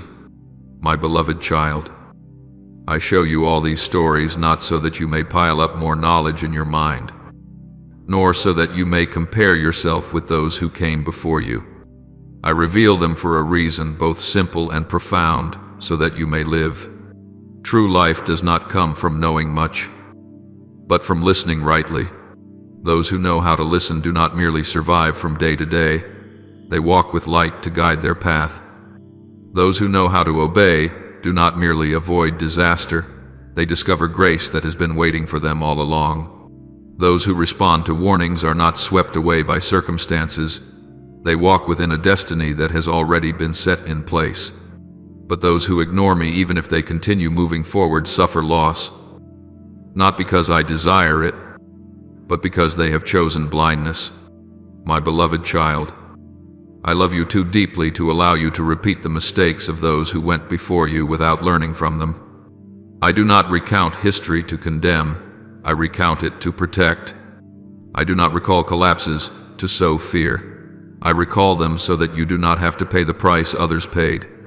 I do not present these stories as framed pictures on a wall. I present them as road signs placed before the bend, before the cliff, before the fork in the road. The wise read the signs and adjust. The stubborn ignore them and then blame the road. That is why I speak to you with such urgency, not because I am impatient, but because I am walking ahead of you. I see what you do not yet see. I hear movements your ears have not yet caught. I sense the winds that signal a change of season while you are still busy keeping warm for the old one. My urgency does not come from anger. It comes from love, racing against time. When I call your name, it is because I want you to pause long enough to hear, humble yourself enough to respond, and be courageous enough to move forward. This is also why I stir your spirit even as you read these lines. I do not wait for you to enter some holy space before I speak. I do not wait for you to silence every noise before raising my voice. I speak right in the midst of ordinary life amid its rhythms, its fatigue, its tangled thoughts, because that is precisely where you most need awareness. I am not trying to frighten you. I am awakening you. Fear paralyzes. Awareness brings life. Fear pushes you into defense. Awareness opens you to guidance. Let this be clear to you. Every story in Scripture reveals my heart, a heart that is consistent, faithful, unchanged by the passing of ages. I warn before danger arises, because I do not delight in extinguishing fires. I delight in preventing them. I teach before change comes, because I do not want you to be caught off guard. I want you to be prepared. I call you before promotion comes, because promotion is not only an honor, it is a responsibility that requires a firm foundation. I guide before I bless, because blessing requires a heart wide enough to receive, humble enough to hold, and wise enough to give. My beloved child, I warn not because I am angry. I warn because I care. I speak not to overwhelm you. I speak to prepare you. I lead not to control you. I lead to protect you. The world controls through fear. I protect through truth. The world pushes through pressure. I prepare through light. When you understand this difference, you will no longer flee from warnings. You will embrace them as a gift. There is a paradox you must grasp. Warning is the highest form of grace. Grace is not only forgiveness after you fall. Grace is also the light that turns on before you step into darkness. Grace is not only the healing of wounds. Grace is also the shield that stops the arrow. When I say, stop, that is grace. When I say, go another way, that is grace. When I say, now, that is grace, because timing itself is part of life. My beloved child, those who know how to listen live, not because they never err, but because they are willing to adjust. Those who know how to obey find grace not because they are strong, but because they place the weight of their lives in the right hands. Those who respond to warnings walk in destiny not because they foresee everything, but because they trust the one who sees all things ahead of time. But those who ignore me suffer loss not because I withdraw my love, but because they step away from the light. Let me speak plainly to you in love. The most dangerous thing is not that you are facing difficulty. The most dangerous thing is becoming accustomed to not listening. The most frightening thing is not that you still have many questions. The most frightening thing is that you stop asking me. The most heartbreaking thing is not that you once went astray. The most heartbreaking thing is that you continue on without adjusting. I do not speak to reopen old failures. I speak to open a new path.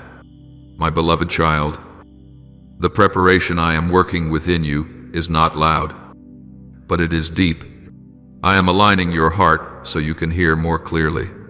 I am loosening your grip so you can release at the right moment. I am strengthening your steps so you can go farther. And in this process, my warnings are the drumbeat that keeps the rhythm so you do not run too fast, lag too far behind, or stray from the company. That drumbeat does not sound to confuse you. It sounds to keep you in sync with what I am doing.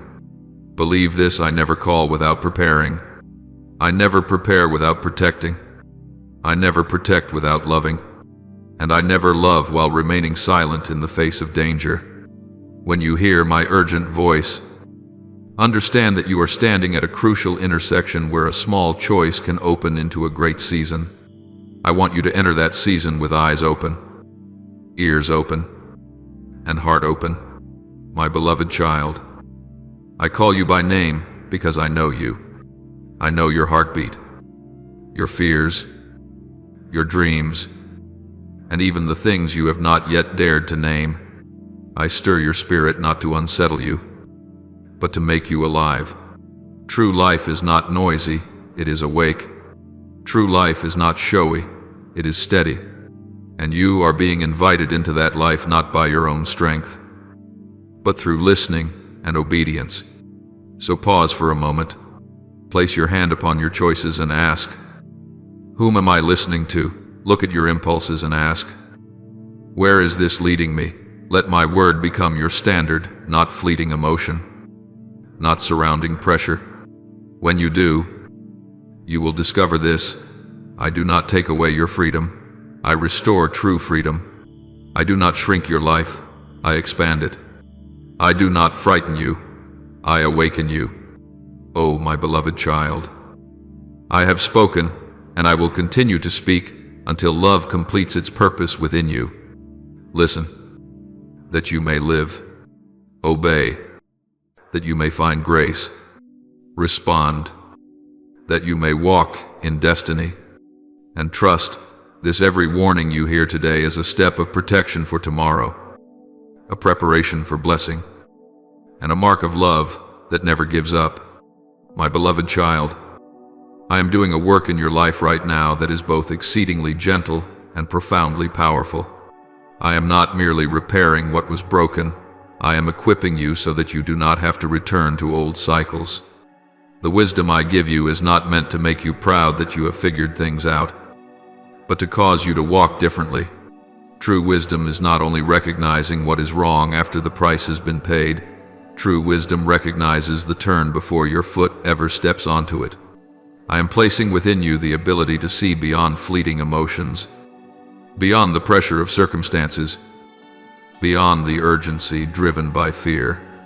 I am teaching you how to read the signs, discern the voices, and recognize which paths lead to life and which are dead ends, painted with attractive colors. My child, your past is not a suspended sentence hanging over your head. Your former failures are not prophecies over your future. I do not revisit the past to shame you. I illuminate it so that you do not repeat it. There are lessons that, when learned by light, are far gentler than those learned through wounds. I am giving you wisdom to recognize decisions that once seemed small, yet slowly led you away from yourself. I am helping you see the patterns, repeated choices, familiar reactions, justified compromises so that you are no longer carried along by momentum. When you recognize a pattern, you are no longer its victim. I am also giving you clarity, a light that is not blinding but steady, so that you do not step into traps that have caused others to fall. You may look at those who have stumbled and think you would be different, but my beloved, confidence cannot replace watchfulness. Traps rarely appear frightening. They often wear the face of opportunity, convenience, or quick promises. Clarity allows you to see through the surface to the hidden cost beneath it. It helps you hear what is not said, notice what is not displayed, and pause before being swept away. I am teaching you how to slow down at the right moment, not to delay, but to choose accurately. My beloved child, the understanding I give you is not a collection of information to store away. It is the ability to recognize my patterns and walk in victory. My patterns always lead to life. I speak before events unfold. I warn before danger arrives. I instruct before I bless. I prepare you before I elevate you. When you learn to recognize this pattern, you will no longer be confused by repeated reminders or irritated by urgency.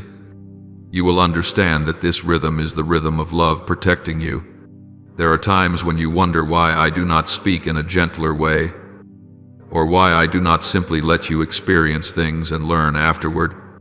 My child, I am not withholding lessons, I am valuing you. I do not want you to learn through loss when you can learn through light. I do not want you to pay a price others have paid when I can give you a map. That is why I give you understanding, so that you do not mistake courage for recklessness, confuse faith with haste, or label stubbornness as perseverance.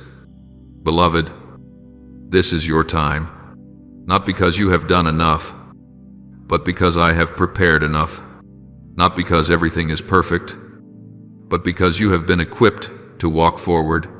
Timing is not measured only by calendars, it is measured by the maturity of the heart, and your heart is being aligned to hear more clearly, to discern more accurately, to respond more promptly.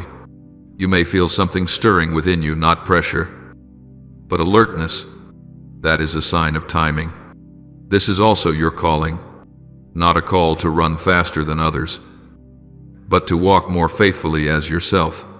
This call does not pull you into display, it leads you into faithfulness. It does not ask you to prove your worth, it invites you to live from your identity. When you respond to this call, you do not trade peace for achievement, you allow peace to guide achievement. I'm calling you to rise not by your own strength, but through obedience illuminated by wisdom. My beloved child, understand this clearly. What I am saying to you is both a warning and an invitation. A warning so you may avoid paths that once exhausted you. An invitation so you may step into the new road opening before you. A warning so you do not repeat old mistakes. An invitation so you may live a directed life. A warning so you do not exchange your future for present convenience. An invitation to receive what I have long prepared. These two do not contradict each other. They move together like two hands of the same love. You may hear the warning and feel challenged. You may hear the invitation and feel encouraged. Both emotions are natural. But my beloved, do not let emotion decide your response. Let wisdom lead the way. When you pause to listen, ask the right questions, and remain willing to adjust, you step into the safest place of all, the safety of obedience. There, you do not need to know everything. You only need to know that I am leading. I am giving you wisdom, so you can choose differently when temptation calls your name. I am giving you clarity so you can see the exit even when the entrance looks enticing. I am giving you understanding so you can recognize timing and step forward at the right moment. These gifts are not meant to be kept for yourself, they are meant to be lived, decided with, and built upon. As you use them, you will find the road shorter, the load lighter, and your steps more secure. Beloved child, this is your time not to hesitate, but to respond. This is your call not to debate, but to walk. This is the warning to help you avoid old paths, and this is the invitation to lead you into what is new. I am here, not to pressure you, but to guide you. I do not stand behind you to accuse. I stand ahead of you to make a way. When you choose to listen, you will realize you are not being pushed into darkness, you are being drawn toward the light. So, my beloved, open your heart. Place the decisions before you under the light of the wisdom I give. Use clarity to say no at the right moment, and yes at the right time. Walk in understanding so that victory is not merely an outcome, but a way of life. I have prepared you for this hour. I am calling you for this season, and I will walk with you every step until the invitation becomes your life, and the warning becomes a story you tell with gratitude. My beloved child, after you have heard what I am whispering into your heart, I want you to understand that this is not merely a fleeting emotional moment. This is a true turning point, not one marked by noise or dramatic upheaval, but a quiet crossroads within, where you decide whether to continue living by old momentum or to step into a new rhythm guided by awareness. I am not pressing you forward through fear, But neither will I allow you to lull yourself back to sleep through delay. For there are moments when, if you do not move forward, you will not remain still, you will drift backward. You have walked long enough in a state of almost in faith, almost in obedience, almost in surrender. You say that you trust me, yet you keep backup plans out of fear of disappointment. You say that you surrender, yet you quietly try to control outcomes because you fear losing agency. You say that you are ready, yet deep inside you are still waiting for another sign, another timing, another condition. My beloved child, I do not fault you for being afraid.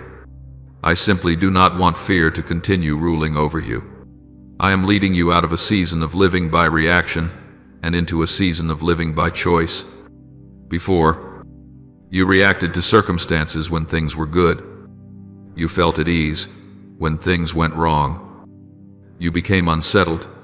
But now I am inviting you to live by choice, to choose, to trust, even when you do not yet see. To choose obedience, even when you do not fully understand. To choose to move forward even when your heart still trembles. This is maturity. This is the moment when faith is no longer just words, but becomes a pillar. My beloved child, I know you have been disappointed, not only with circumstances, but at times even with me. You prayed and waited, hoped and endured, yet the outcome did not come in the way you expected. And in those quiet gaps, you learned how to protect yourself, to expect less, to invest less, to believe less absolutely. But my child, that self-protection has also quietly built a wall that keeps you from going deeper into relationship with me. I did not come to break you. I came to invite you to lower that wall brick by brick, in the safety of love. Now I am teaching you to discern the difference between wisdom and caution disguised as wisdom.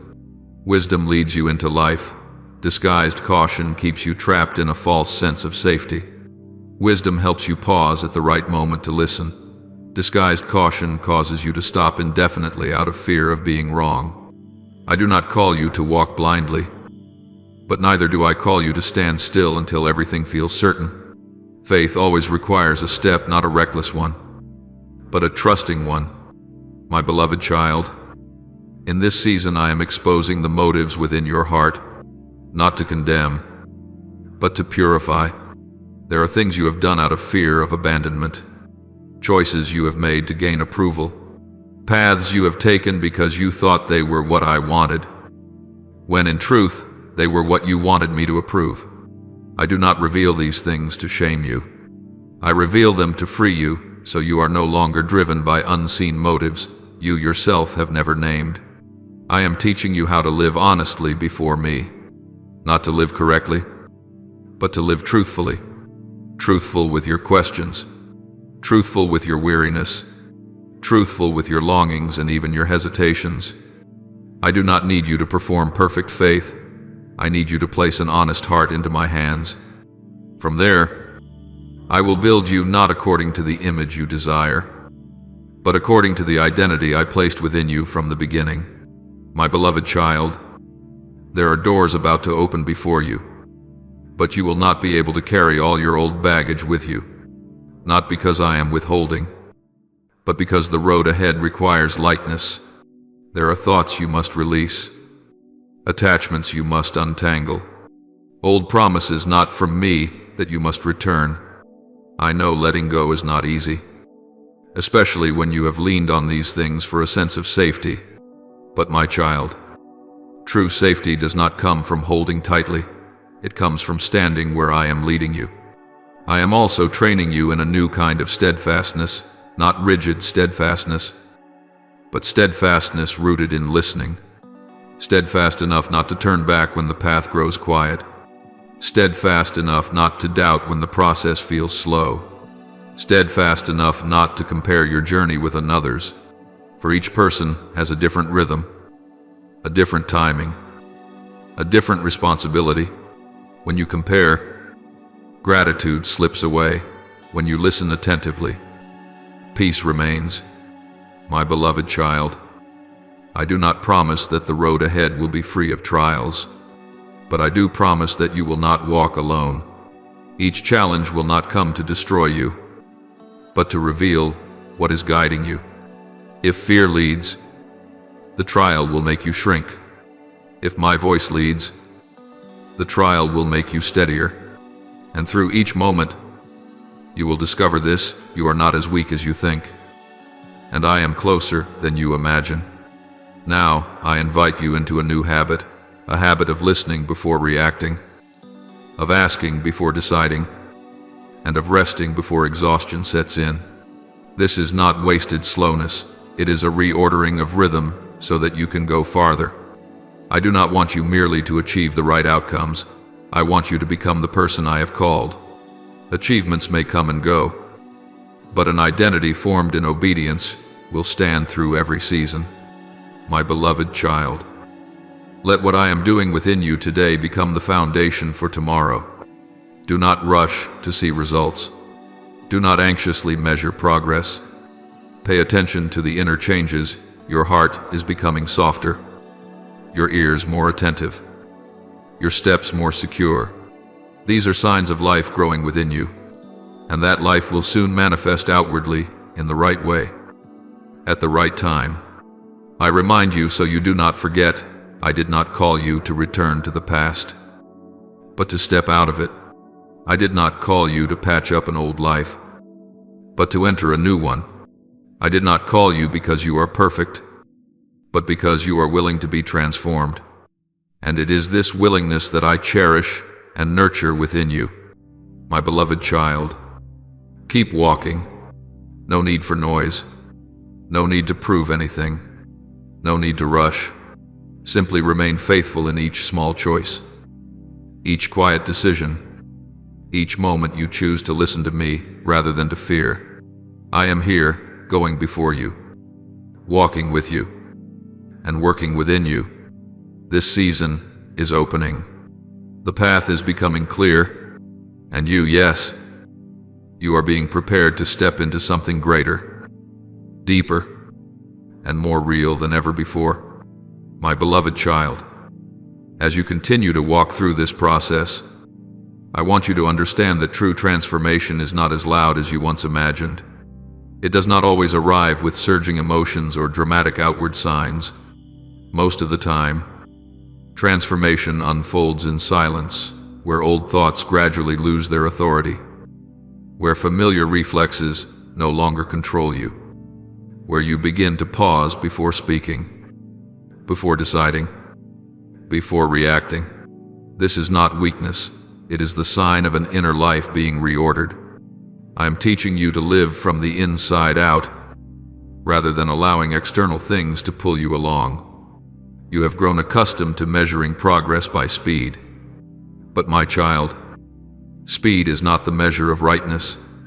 There are seasons when I allow you to move quickly, and seasons when I require you to slow down so you do not miss what is essential. If you move faster than you can listen, you may arrive, but you will not carry life with you. If you move slowly with awareness, each step becomes a foundation. I am not delaying you, I am aligning you so you can carry what is coming without breaking. In the days ahead, you will notice that I am changing the way you see yourself. Before, you defined yourself by what you could do, what you achieved, or what you failed to do. Now I am bringing you back to identity, a place where you no longer need to prove your worth, because your worth has already been established. When you no longer have to strain for validation, you become free to obey. And obedience born of freedom is always stronger than obedience born of fear. My beloved child, I am also teaching you to distinguish between my prompting and the urgency of anxiety. These two voices can sound similar, but their sources are entirely different. Anxiety is always rushed and heavy, driven by fear of missing out. My voice is steady and clear, carrying peace even when I ask you to act quickly. As you learn to discern, you will no longer be swept along by the rhythm of fear. You will know when to wait, when to step forward, and when to let go. There are relationships in your life that I am also bringing into clearer light, not so that you may judge anyone, but so that you can recognize what nourishes and what drains.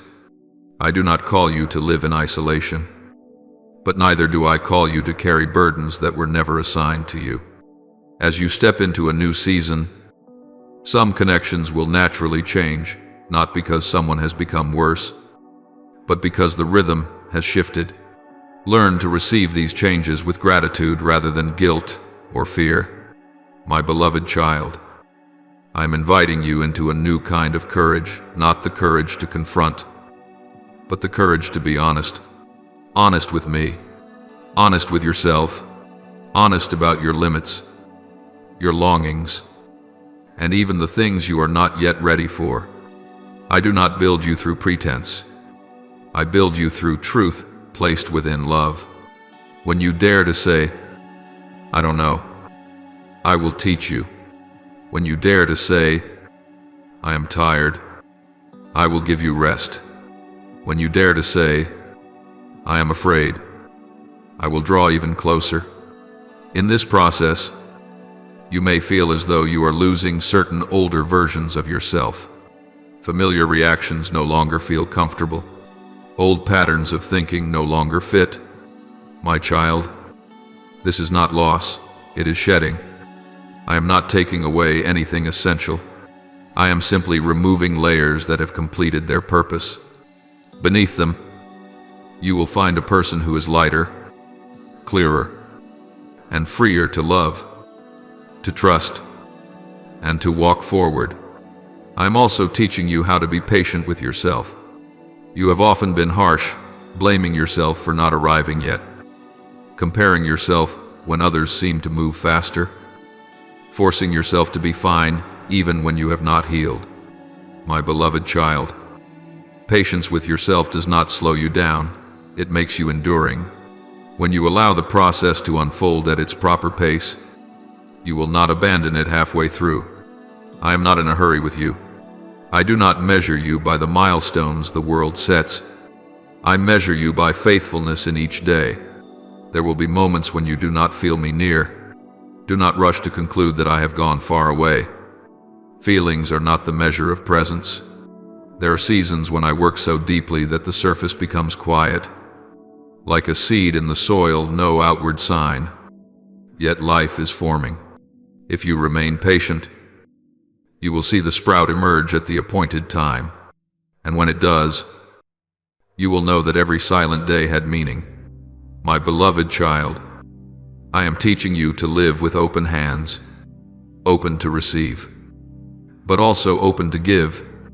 When you grasp tightly out of fear of lack, the flow becomes blocked. When you open your hands in trust, you become a channel.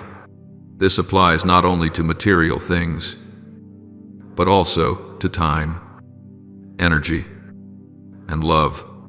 I do not call you to exhaust yourself. I call you to give from a place of being nourished. And when you give in proper order, you will receive again in ways you did not expect. You will begin to see that small daily choices are shaping you more powerfully than rare, dramatic decisions. How you speak when you are tired, how you remain silent when you are misunderstood, how you seek me before you respond. These things build the inner person, the one who will stand firm when responsibility increases. I am not preparing you for a single moment of glory. I am preparing you for a life of depth. My beloved child, do not be surprised when you feel less need to prove yourself. When you no longer have to tell your story to be believed. When you no longer require constant affirmation to know your worth. This is a sign that rest is growing within you. Rest does not make you passive, it makes you steady. From a place of rest, you will act with clarity, no longer driven by fear or ego. I also want you to know that what I am doing within you will not affect only you. As you change the way you listen, the way you respond, the way you obey, those around you will be touched not by preaching, but by life. Light does not need noise to dispel darkness. True peace does not need argument to be recognized. You are becoming a living invitation to those who are weary of living on autopilot. My beloved child, continue to keep your heart soft. Do not let small successes close you off. Do not let small stumbles discourage you. Each day you choose to listen. You choose life. Each day you choose obedience. You sow into the future. I do not ask you to be perfect. I invite you to be faithful. Faithfulness in small things opens the way for greater things, not because greater things matter more, but because you are ready to hold them without losing yourself. When you look back one day, you will not only see what you achieved, you will see who you became, and you will realize that the days I taught you to move slowly, the days I kept you in silence, the days I asked you to let go, were the days I loved you most. Not a love that indulges, but a love that prepares. My beloved child, continue to walk in awareness. Continue to trust even when you cannot yet see everything. Continue to obey even when you do not feel strong. I am here not only at the end of the road, but in every step. This season is not finished. This work is not complete.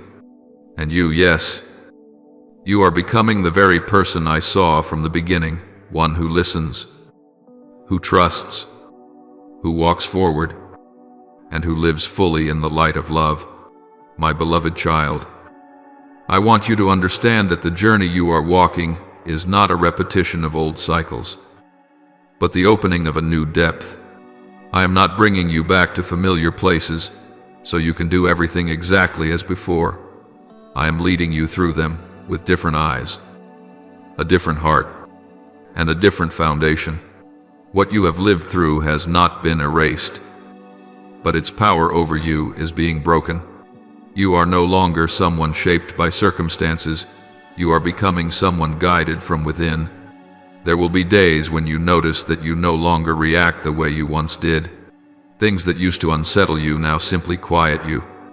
Words that once struck your wounds now pass by without taking root. Do not underestimate these changes. They are not loud, but they are real. They are signs that you are no longer living behind old defenses, but learning to stand firm in inner safety. I am building within you an anchor that does not depend on external stability. My beloved child, I am also teaching you how to walk without the immediate feeling of being affirmed. Before, you were used to needing visible results, words of recognition, or clear signs to know you were on the right path. Now, I am leading you into a deeper level of trust, a place where you do not need everything to speak before you continue walking. This is where faith matures, not because it is blind, but because it is anchored in relationship rather than in feedback. You will learn that silence does not mean absence. There are moments when I do not say more, not because my work is finished, but because I am watching how you walk with what has already been given. Like a father teaching a child to walk, sometimes he must hold the hand tightly, and sometimes he must let go so the child can learn balance. I have not stepped away. I have simply changed the way I support you so that you can grow. My beloved child, I am leading you into a new freedom, the freedom from having to understand everything. You once believed that clarity was the condition for peace. Now you are learning that peace comes from knowing who is leading you, not from knowing every step of the road. When you stop demanding all the answers immediately, your heart will grow lighter, and in that lightness, you will hear the quieter guidance more clearly, the guidance that was once drowned out by the noise of overanalyzing. I am also softening the way you see others. You have carried expectations, comparisons, and invisible standards that tired you and tired those around you. Now I am teaching you to see through the lens of grace, not to remove boundaries, but to release the burden of judgment. When you no longer strain to be right, there is room for compassion. And compassion does not make you weaker, it makes you more like me. My beloved child, Prepare yourself for the reality that some familiar things will no longer attract you as they once did. Conversations that used to make you feel that you belonged may now feel shallow. Goals that once excited you may begin to feel empty. This does not mean you are becoming cold. It means your spiritual appetite is changing. I am leading you toward what nourishes you more deeply, more enduringly, more truthfully. And for that to happen, some things must lose their appeal. At times you may wonder, am I missing out on something, my beloved child? When you are walking in rhythm with me, you are not missing out, you are being protected. What no longer walks with you in this season is not essential to where you are going. I am not taking joy away from you. I am refining it so that it no longer depends on what is fragile.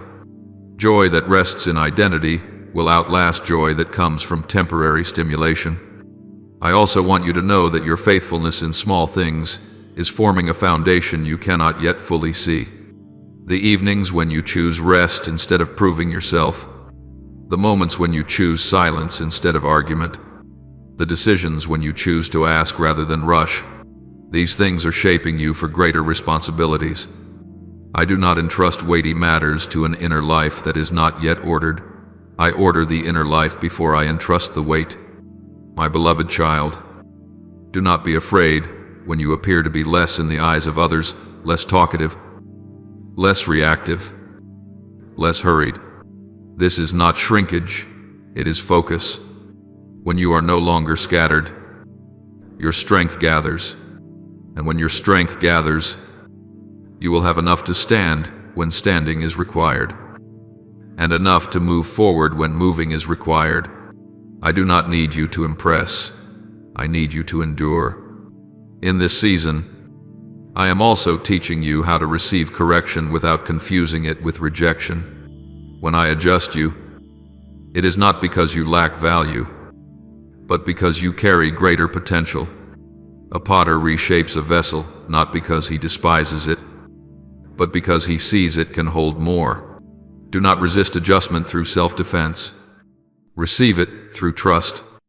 Each time you allow me to refine you a little more, you will feel lighter and see more clearly. My beloved child, I know there are days when this process feels longer than you expected. You want to see the destination. You want to know when it will be finished. But my child, what I am building is not a phase to get through. It is a way of living to step into. If I showed you everything ahead, you might focus on the outcome and miss the transformation. I withhold part of the view so you learn to walk with me daily, rather than running toward the finish alone. Remember, you are not measured by someone else's speed. Your journey is measured by your obedience. When you walk in rhythm, you will arrive at the right place, neither early nor late. I am never late with the destiny I have appointed. If you find yourself in a waiting space, understand that it is not emptiness, it is incubation. Roots growing deep underground do not need the spotlight. My beloved child, continue to nurture listening through very ordinary choices. Reduce the noise. Choose moments of stillness. Keep your heart soft before me. You do not need polished words, only honest presence. When you come to me as you truly are, I will meet you there not to keep you where you are, but to lead you forward. I rejoice that you are no longer seeking reassurance from old sources. I see you learning to stand still without panic, to move forward without arrogance, to wait without bitterness. These things do not happen overnight. They are the result of many moments when you chose trust, even when it was inconvenient. And I cherish every one of those choices. Now, pray like this, Lord. I bow my heart before you and confess this truth without your quiet, unseen hand. I would not still be standing here. I once believed I had survived because of my own strength, my habits, my toughness. But today I want to speak honestly before you many times. When my soul was at its emptiest, weakest, and most hollow, that was precisely when you held me back from falling, Forgive me for taking silent peace for granted, for forgetting that when nothing happens, it is sometimes the clearest sign of your protection. I thank you for the doors you closed before I could step through them, for the turns you redirected without any sound of collision. Lord, teach me to look back on my life with gratitude and alertness. I do not want to measure faith by thunder or dramatic events and then dismiss the small movements of grace. Open the eyes of my spirit so I may recognize this truth. There are seasons when you work most deeply that look, from the outside, completely ordinary. When I see nothing special, keep me from concluding that you are silent or distant. Help me trust that you are laying foundations, repairing what is hidden, healing places I cannot see on my own. Lord, today I choose to respond to grace with a decision. I will no longer live as though each day is random. Teach me to treasure every breath, every morning, every chance to still be here as a space of grace, an invitation to return to what truly matters. Touch the deepest place within me, so I do not merely exist, but truly live, living in your presence, living with purpose, living in trust. Lord, I come before you with a difficult confession. I have become far too skilled at postponing. I have lulled myself to sleep with familiar phrases. There's still time. Later will be fine. Everything is okay. Yet I know that many times my version of okay was only a shell, hiding dryness and a real hunger inside. I called emptiness peace. I called numbness maturity. I called merely getting by wisdom. Lord, forgive me for slowing down in seeking you, not because I did not need you, but because I had grown accustomed to enduring. Lord, awaken me, not through fear, but through light. I do not want to hear you only with ears trained to react, but with the deepest part of my soul. Help me discern the difference between silence that teaches me to listen and silence that lulls me into sleep. Remove from me the habit of bargaining with your call just this once. A little later, when I'm ready, place within me a new sensitivity. So, when you say now, I do not drag your word into someday. Lord, I do not ask you for intense emotions to force me to believe. I ask you for a soft heart that willingly responds. Help me understand this time alone does not make me ready. Only timely obedience opens the next step. Today, I choose to rise, though trembling, and say to you, I am here. Please lead me. Lord, I thank you for protecting me not only from what I can see, but also from voices I could not recognize. Some voices sounded reasonable, convincing, even familiar, yet they shrank my dreams, made me doubt my worth, and persuaded me that my life was meant to be only barely bearable. Forgive me for allowing those voices to dwell in my mind, as if they had the right to define me. Today, before you, I declare only, your voice has authority over my life. Lord, cleanse my mind of arguments disguised as wisdom that quietly pull me away from you. Give me the courage to name what weakens me: comparison, fear of rejection, image obsession, the anxiety of being left behind. Cut off the root of insecurity not only in my actions, but at its origin, the way I see myself. Teach me to see myself through your eyes, the eyes of the one who called my name before I ever understood who I was. Lord, when counterfeit voices return, teach me not to argue in confusion, but to return to your presence. Form in me a new habit to pause, to breathe, and to ask, does this voice draw me closer to the Father or farther away? If it pulls me into shame, despair, or withdrawal, let me recognize that it is not your voice. Place within me the peace of one who knows they belong in the Father's house, so I no longer need fear's permission to take my next step. Lord, I come before you without a role to perform, but as my true self, a person who has been bracing for far too long. I learned to smile while cracking inside, to say, "I'm fine," while my breath was constricted, to stay busy so I would not face the emptiness. I know you see beyond every mask. You hear my heart. You know my motives. You understand the places I locked away and labeled already past, even though they still control me. Lord, have mercy on me and help me stop hiding from myself.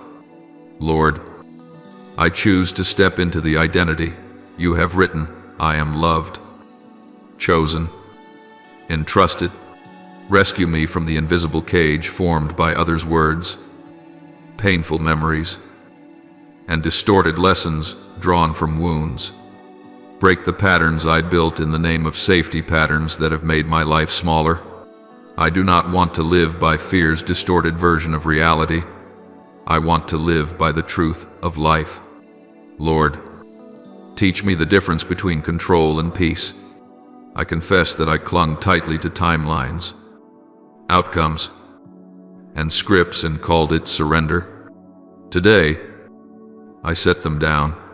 Help me let go without fear of loss, to trust without needing to see ahead, to walk without demanding the whole map. I speak honestly before you. I need you. Heal deeply, fill completely, free fully, so that my victory begins from within. Lord, I sense urgency in your voice, not as pressure, but as love racing against time. I confess that many turning points in my life arrived gently, without noise or warning, and because they were gentle, I passed through them without realizing I had chosen a different direction. Lord, grant me alertness so I do not take this moment lightly. Do not allow the rhythm of daily life to blind me to the choices that are shaping an entire season ahead. Lord, please help me pause for a moment so that I ask you, instead of asking my fears, where am I standing? Am I in the right place? Calm the noise within me, the noise of pressure, expectations, and haste, so that your voice becomes the clearest voice of all. I do not want to choose what is easiest simply because I am tired. I do not want to drift into a mindset of it's good enough and lose what is whole and complete. Lord, please grant me one concrete act of obedience today, even if it is small but real. I do not want to merely nod in agreement and then return to the old path. Draw me across the threshold by the freedom of my own will, so that I respond not with grand promises, but with genuine action. Guard me from living halfway, not desperate enough to cry out, not alert enough to go deeper. Today, I choose depth. Lord, many times I have asked in silence, why does this take so long? Why has the answer not come? Why does the knot remain? Today I do not come to accuse, but to learn. Help me understand that you are not slow because you lack power. You do not delay because you have forgotten. You work all things in their perfect time, not only aligned with outward circumstances, but also matched to the inward maturity you are forming within me. Lord, forgive me for calling standing still meaningless. Open my eyes to see that there is a kind of growth in depth that ordinary sight cannot detect. Each time, I continue to believe while my heart is weary. Help me know that quiet strength is being built. Each time I do not turn away. Let me understand that the foundation is becoming more secure. Do not let me measure the journey by whether it is fast or slow, but by my faithfulness to your voice. Lord, shape me into a vessel strong enough to carry blessing. If there are cracks, repair them. If there is pride, humble it. If there is fear, heal it. I do not want blessing to become a burden because I am not ready. Sustain me through refinement, so that I may take deeper root in you like a tree that, when the wind comes, drives its roots deeper rather than being uprooted. Teach me to live by faith even when there are no visible guarantees. Lord, I confess that I have been stretched thin by too many voices. The voices of work, responsibility, worry, expectations, and repeated questions. In all this noise, I have grown accustomed to living without truly listening. Forgive me for allowing distraction to become a way of life, for letting accumulated weariness rob me of the ability to go deep. Lord, rescue me from questions that sound reasonable, but come only to stop me from seeking further. Remove from me the belief that silence means distance. Teach me to understand that you do not disappear when I feel nothing. You do not leave when excitement fades.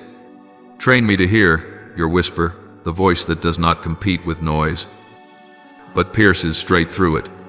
Lord, heal me from the stagnation of the soul, the state of hearing without stopping, sensing without acting, knowing without allowing that knowledge to change how I live. I do not want to live long without ever truly living. Wake me from the trance of habit and fear, so that I may enter real life, a life of purpose, alertness, and victory that begins within. Give me a new discipline of presence, turning down the noise, opening my heart before you, and acting on what you reveal. Lord, I come before you with reverence, remembering that obedience is better than sacrifice. I do not want to live a nearly right life, where I obey in part and justify the rest. Rescue me from selective obedience, from calling disobedience circumstances, delay prudence, and compromise realism.